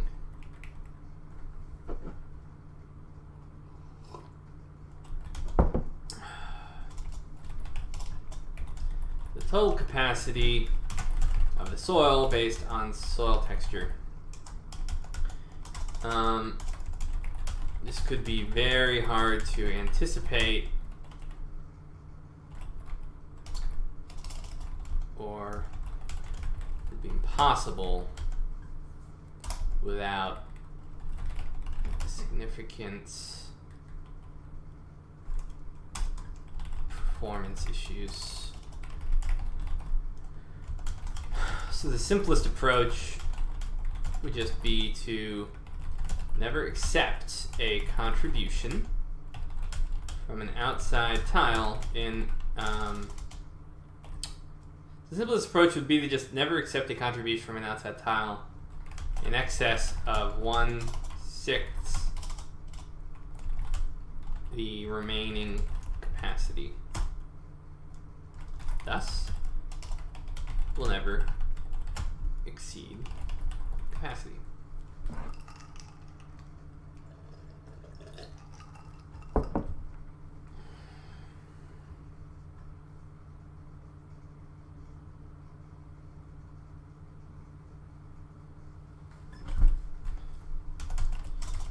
I don't know if this is going to work.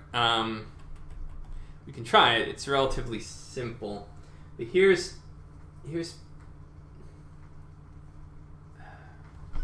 part of the issue I don't know how to deal with is how exactly we're going to deal with terrain.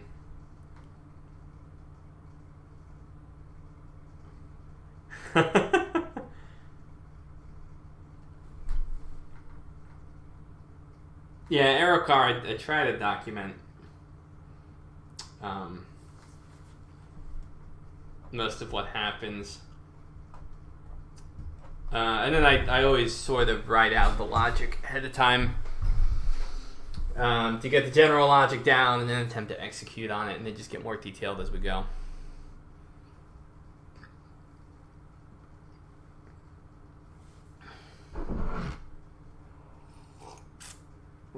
It's funny, when I started at my day job, I was shocked by how fucking slow everything goes. So just like me making this job right now, it'll take maybe a few hours to research, come up with a logic, write the code, iterate on the code. And if I were doing this at like a big corporation, like my corporation, it would be like this month-long process of vetting and meetings and all this extra DevOps crap, and it's like everything is just so slow. It's great to sit down with songs and just like imagine something and then make it and not have to jump through all these hoops. So it is pretty refreshing and fun. Okay, so apply water flow.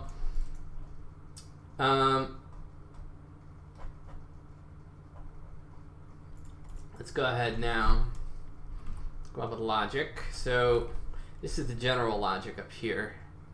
The general objective. If we want to drill down into the logic a bit more, we want to iterate through all tiles. It can be elevation independent. The order of iteration can be elevation independent. Then let's just check all neighbors. Distribute water at first based purely on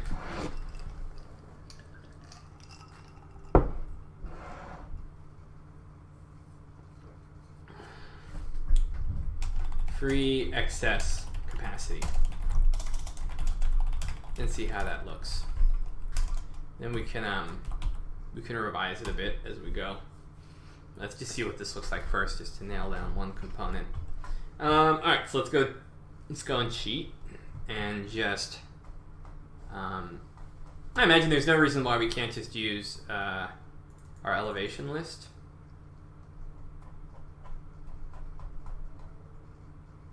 Why not, for safety?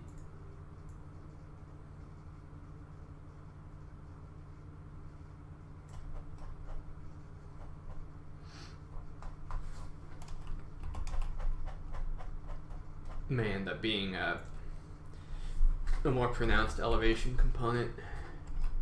So let's stick you up here. None of this is necessary. None of this is necessary either. This is what's nice is all of this is going to be seasonally independent. Could actually be very simple. We'll see. I mean the seasonal effects will exist, but I won't have to code it in because it'll be just relying on the surface water seasonal variation. It'll literally and figuratively trickle down.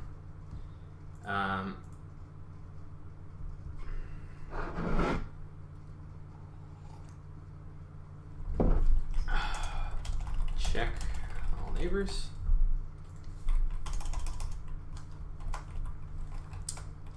Down here, we'll want a second loop to apply all changes.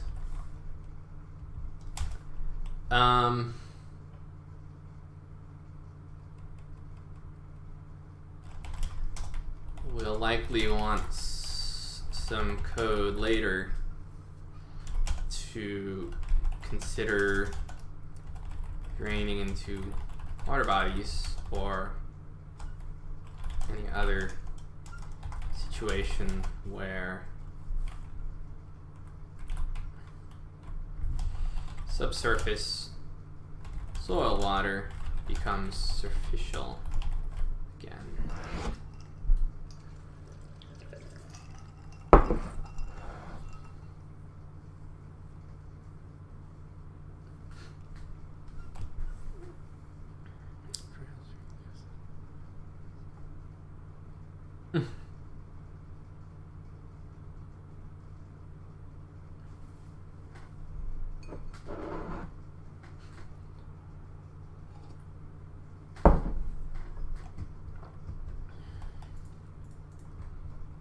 Let's just grab our neighbor code here. So here's, oh, you know what? Here, let's try this. I feel like what we can do here is, there's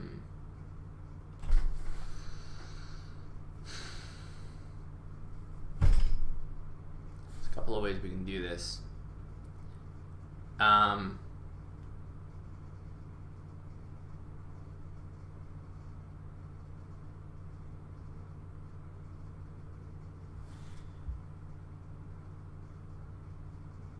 we can either have a tile give its surrounding tiles water, or we can kind of do it the reverse way, where a tile looks out to its neighbors and pulls water in.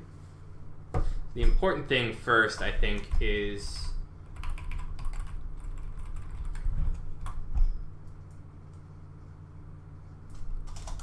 first thing we do is calculate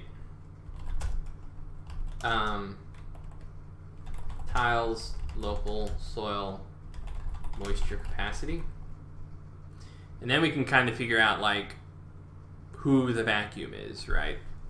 Who is, we can kind of almost consider like the way that heat would move, right?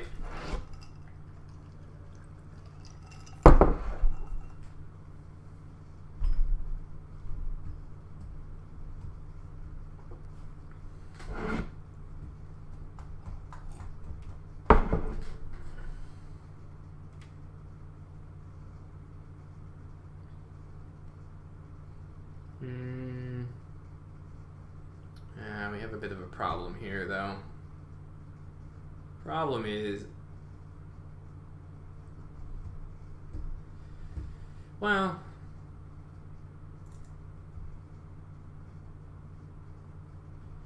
so how do we calculate capacity, right? And why are you unnecessary assignment of value to capacity, right? Because it's just going to get reassigned, but whatever.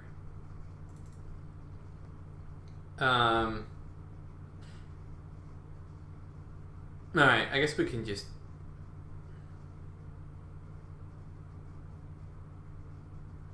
yeah. We can recalculate this. I was wondering whether to slap it on a, like, a tile variable, or like a logic variable. But, that shouldn't be necessary. It's pretty light. So rather than calculating total elevation, we're almost going to calculate, like... oh, you know what? I know what we do. This is what we do.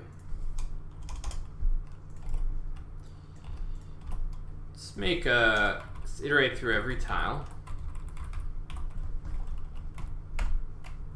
Okay, yeah, this will be a great idea.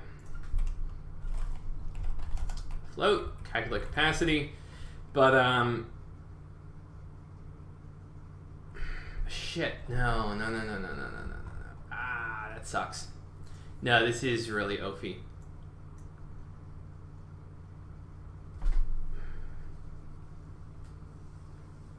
Alright, we are gonna do that. We're gonna stick it on a tile variable.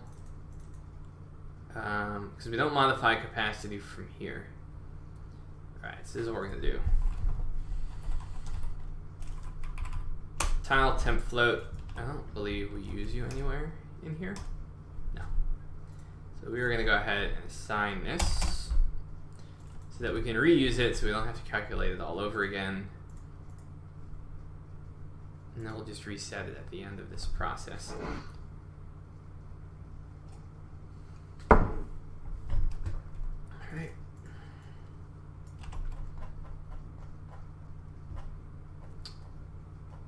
So we don't need this loop.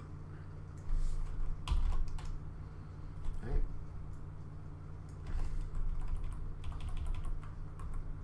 Now, first thing we do is calculate tiles local soil moisture capacity.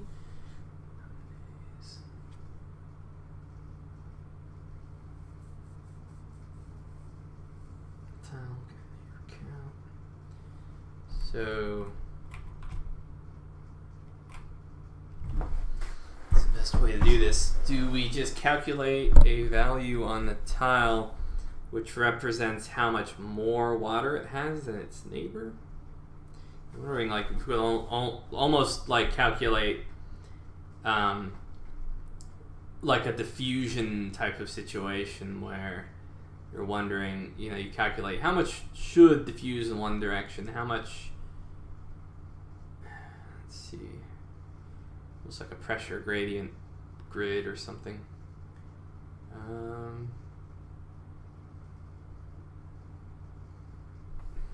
And that may not be necessary, because we could just have the tile look around itself and say, hey, How much water do I need to give based on how much water I have in the soil versus my neighbors? And then it decides, all right, I need to give this percentage to my neighbors.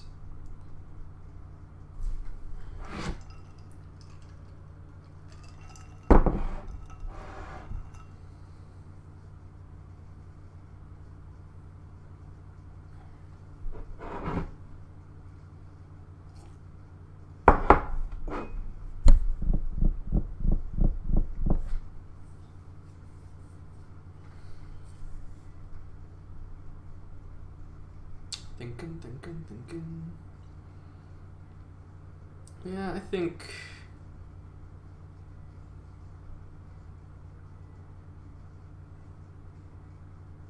Okay. Yeah, I think we just go with the original plan.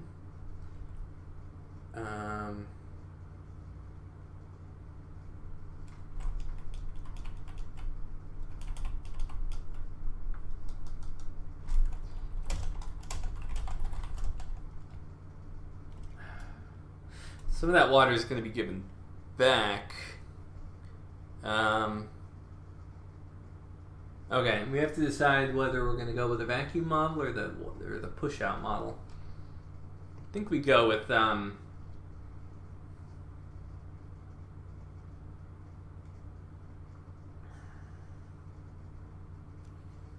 vacuum model. So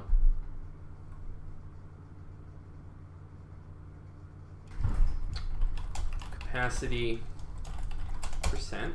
It's going to be based on tile. It's going to be based on current soil moisture.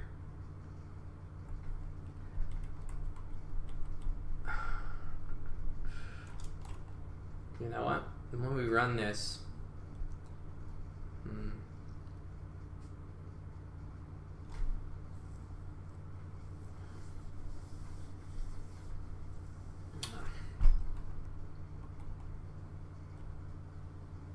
tile dot soil moisture. So that'll be our capacity percent, and this will inform us sort of the maximum amount of water that can be yanked from a neighboring tile. So then it reaches out into neighboring tiles.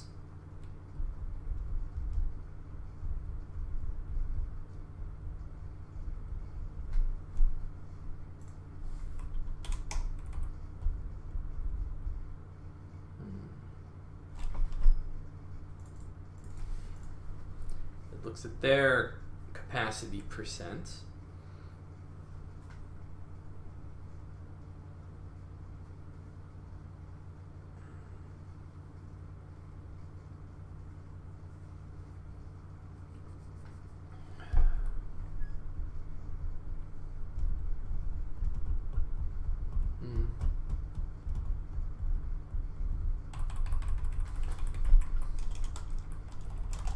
Also want to use temp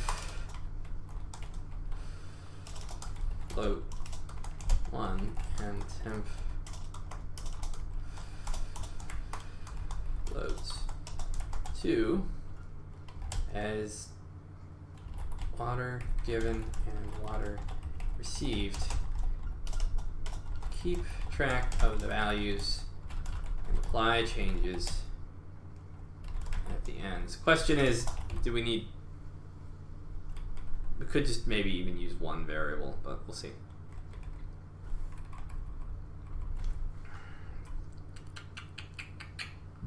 Also moisture, okay, so capacity percent.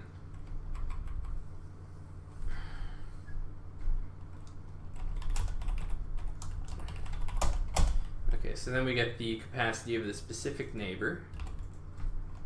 So then we calculate that like this. Now we compare, but how do we? What is the standard here that we're going to set is the question.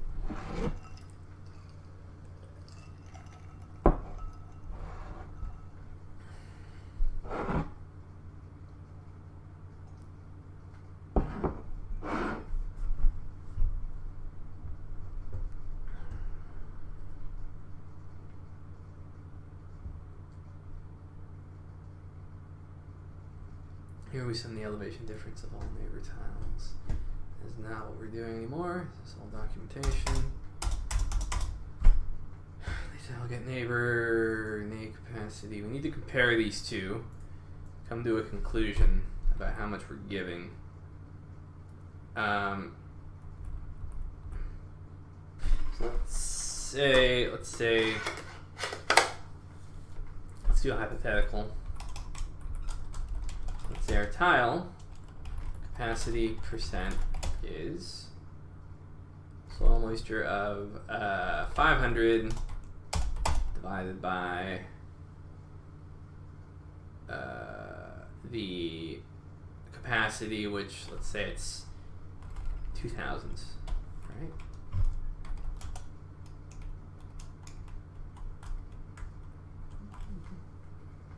Capacity percent. Okay. And let's say neighbor capacity percent is, in this case, it's 0.25. Capacity percent. So let's say the neighbors though is like a river or something. Let's say it's 1000 divided by 2000. Why not? 0.5. Net water flow is going to be in this direction, right? It's going to go from this tile to this tile. That we determine how much actually gets transferred.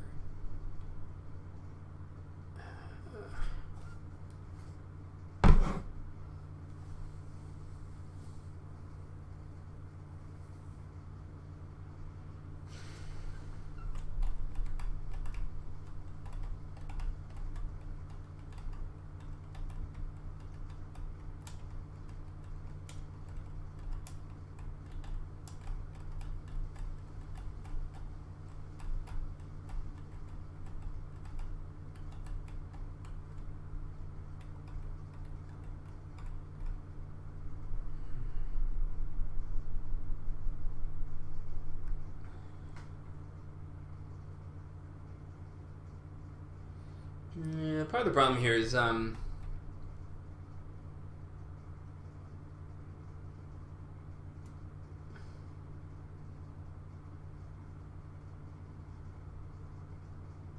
maybe it isn't. Maybe it isn't a problem at all. Let's see.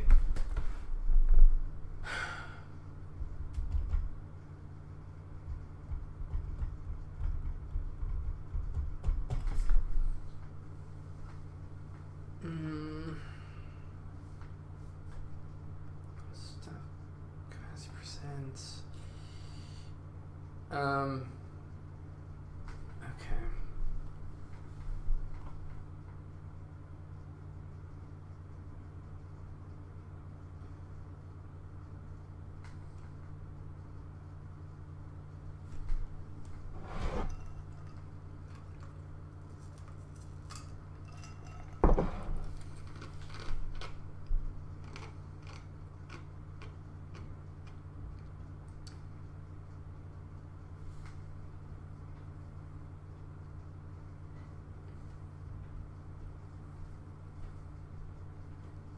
We want to avoid weird situations where a river could like literally be giving all of its water away to its neighbors.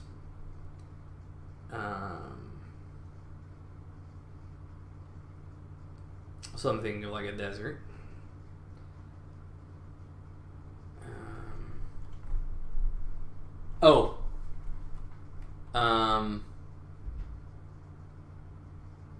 So yeah, I mean, so we have two angles.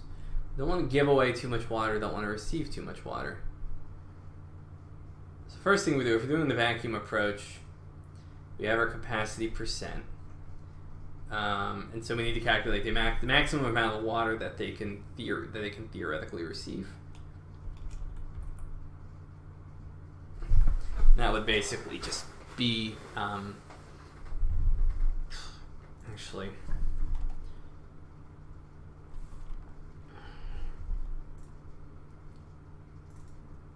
we need the capacity percent. We need to calculate how much you can theoretically receive. Potential received. And that is just going to be the actual capacity minus soil texture. Right. 8%.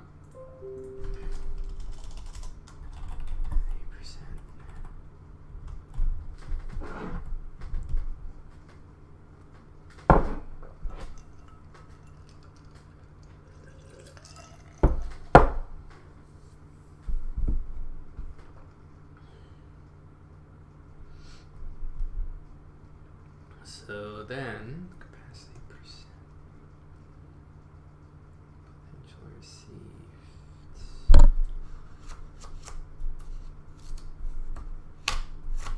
It gets a little complicated.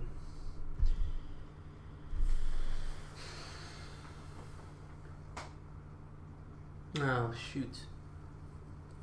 There's a whole nother aspect here.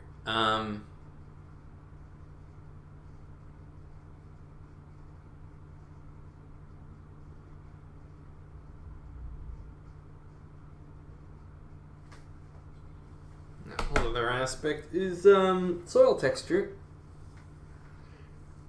The soil texture of this tile.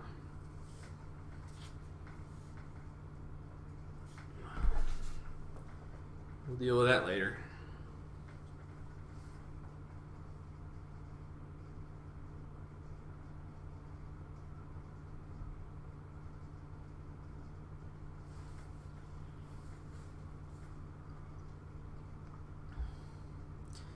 The tricky part here is I feel like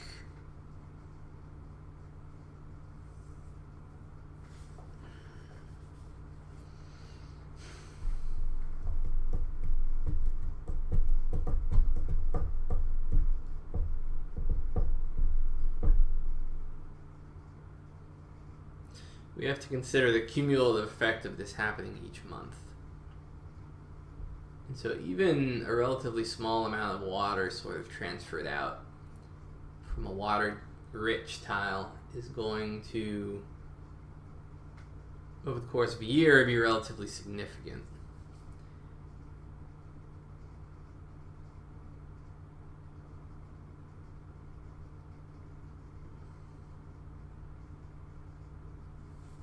Curious what will happen if we do this a lot in a simpler fashion. Okay. Let's try this.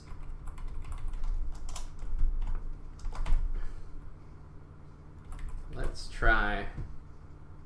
Oops.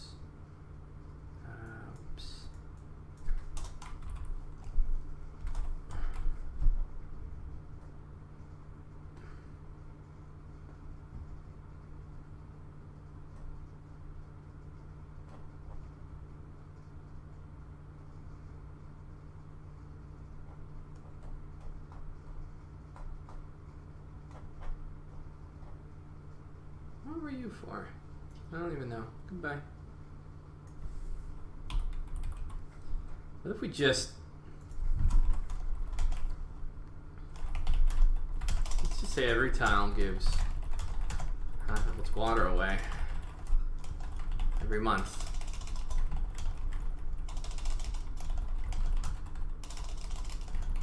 And see what happens. Why not? Let's just see.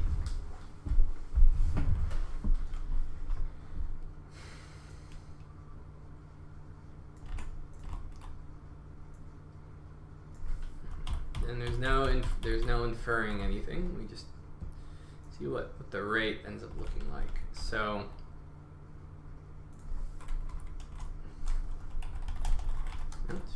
to give is just going to equal soil moisture divided by 2.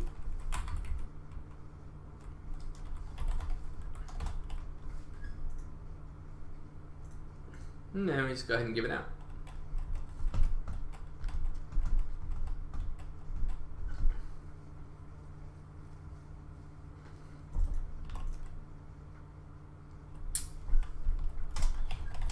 Amounts. Received.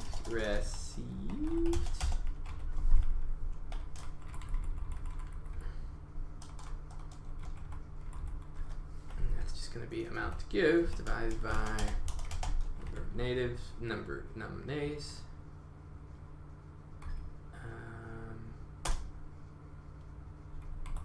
And then we don't even need to declare a variable. Literally just say tile temp float 1. I guess we need another wrapper. Maybe. Job handle, flow type, calculate water flow.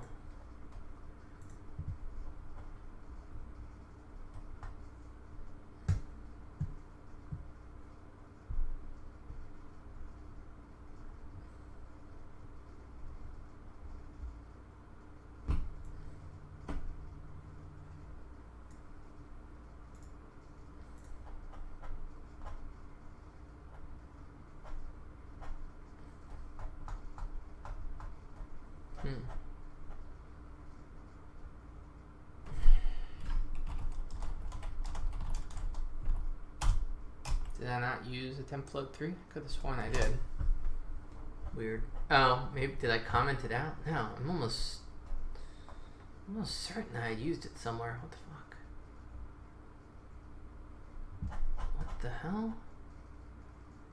Didn't I? Yeah. Oh. Okay. Yeah, there it is. By the way, hold on 1 second. I'll be right back.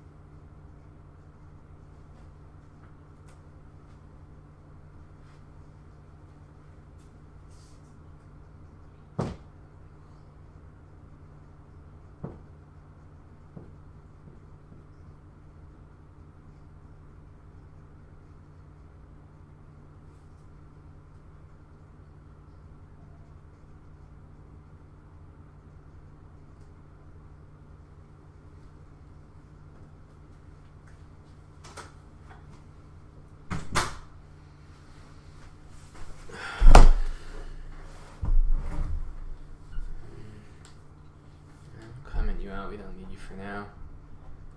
Oh wait, yeah, because we're just gonna. No, fuck, we can't do that. I can't just give away 1/6 malt water because then you could end up saturating neighboring tiles which do not have as much capacity. So, fuck.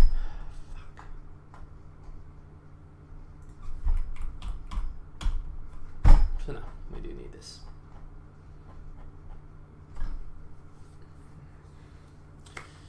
This turned out more complicated than I thought it would be.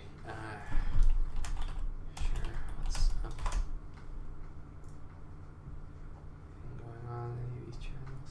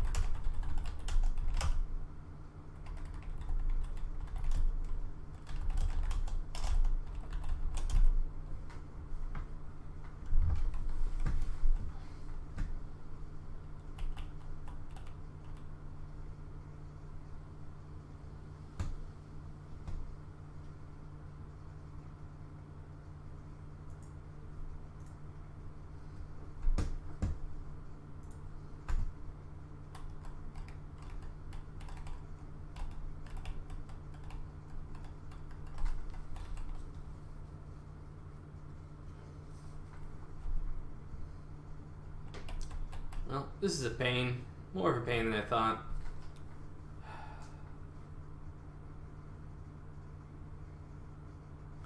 There's really three things to consider here, right? It's causing us problems. We need to consider the tile's current saturation relative to capacity. The tile bursting with water will tend to give a lot away. We need to consider infiltration of, consider porosity of soils.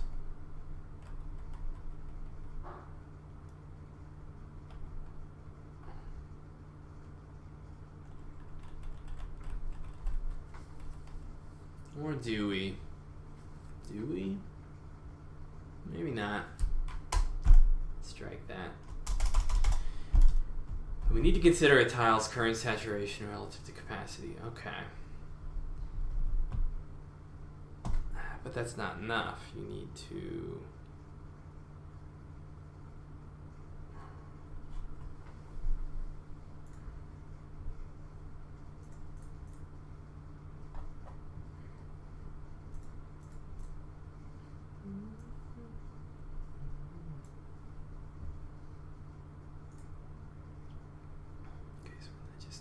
Just straight up giving amounts. Okay. Alright, I think we're gonna need to do what we did last time with my other neighbor checks. We need to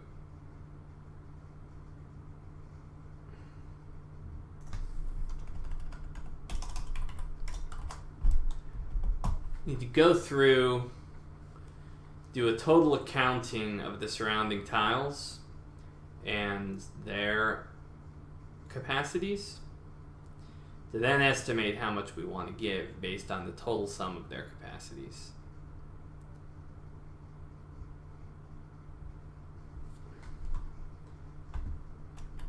And then we go ahead and we hand out goodies. So we don't even worry about the amount to give at the moment.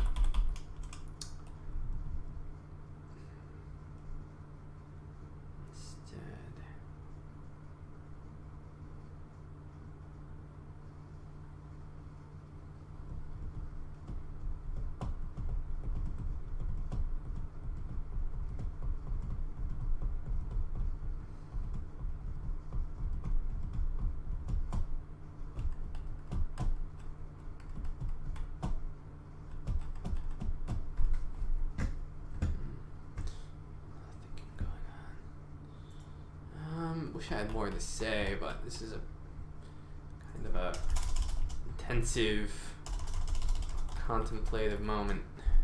I'm not sure exactly how they handle it. I thought it'd be pretty straightforward, but it's not.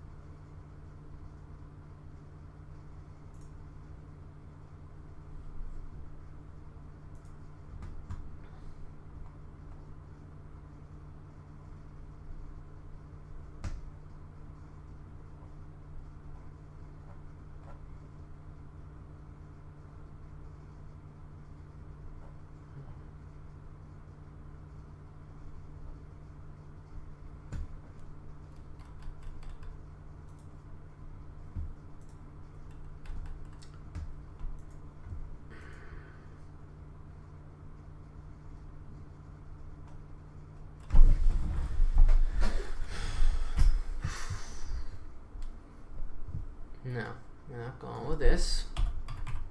So initially we're just gonna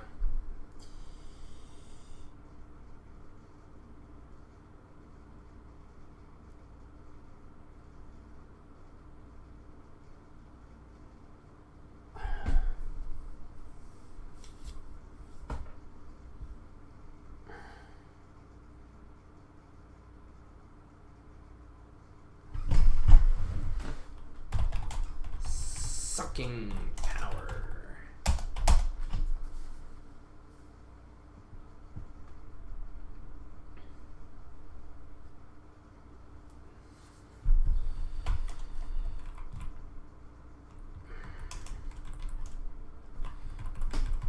We need to consider a tile's current saturation relative to capacity, but we also need to recognize the total water, or the total soil moisture deficit in each tile.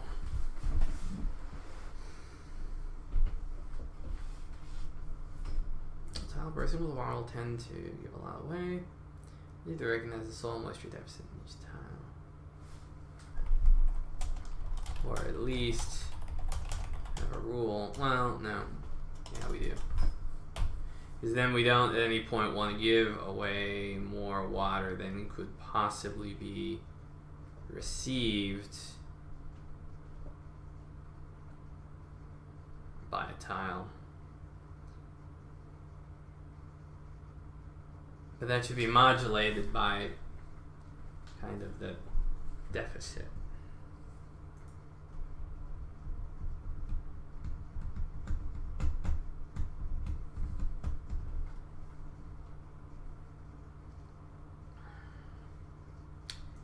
So complicated.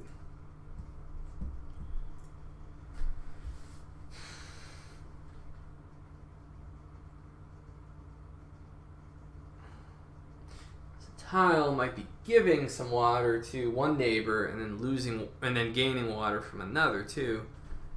So it can be pretty complex, I think.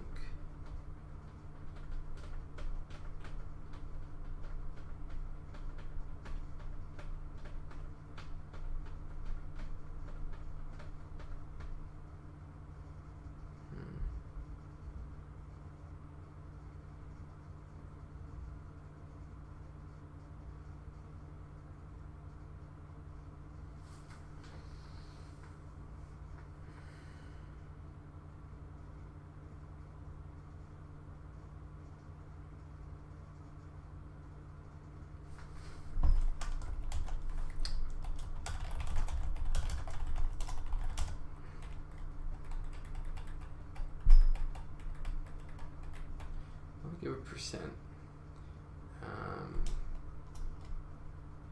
We only ever give a percentage.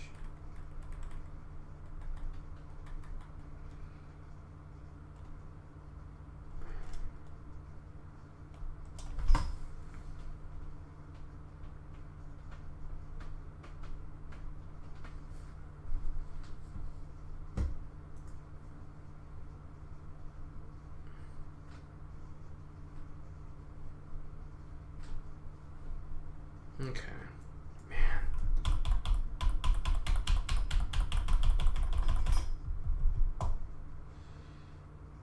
Alright, well, I'm going to call the stream for now. I'm going to keep working on this on my own. But there's going to be a whole lot of me staring at the screen thinking, so I'll let you guys go for now. Probably show you once it's done. We'll see ya.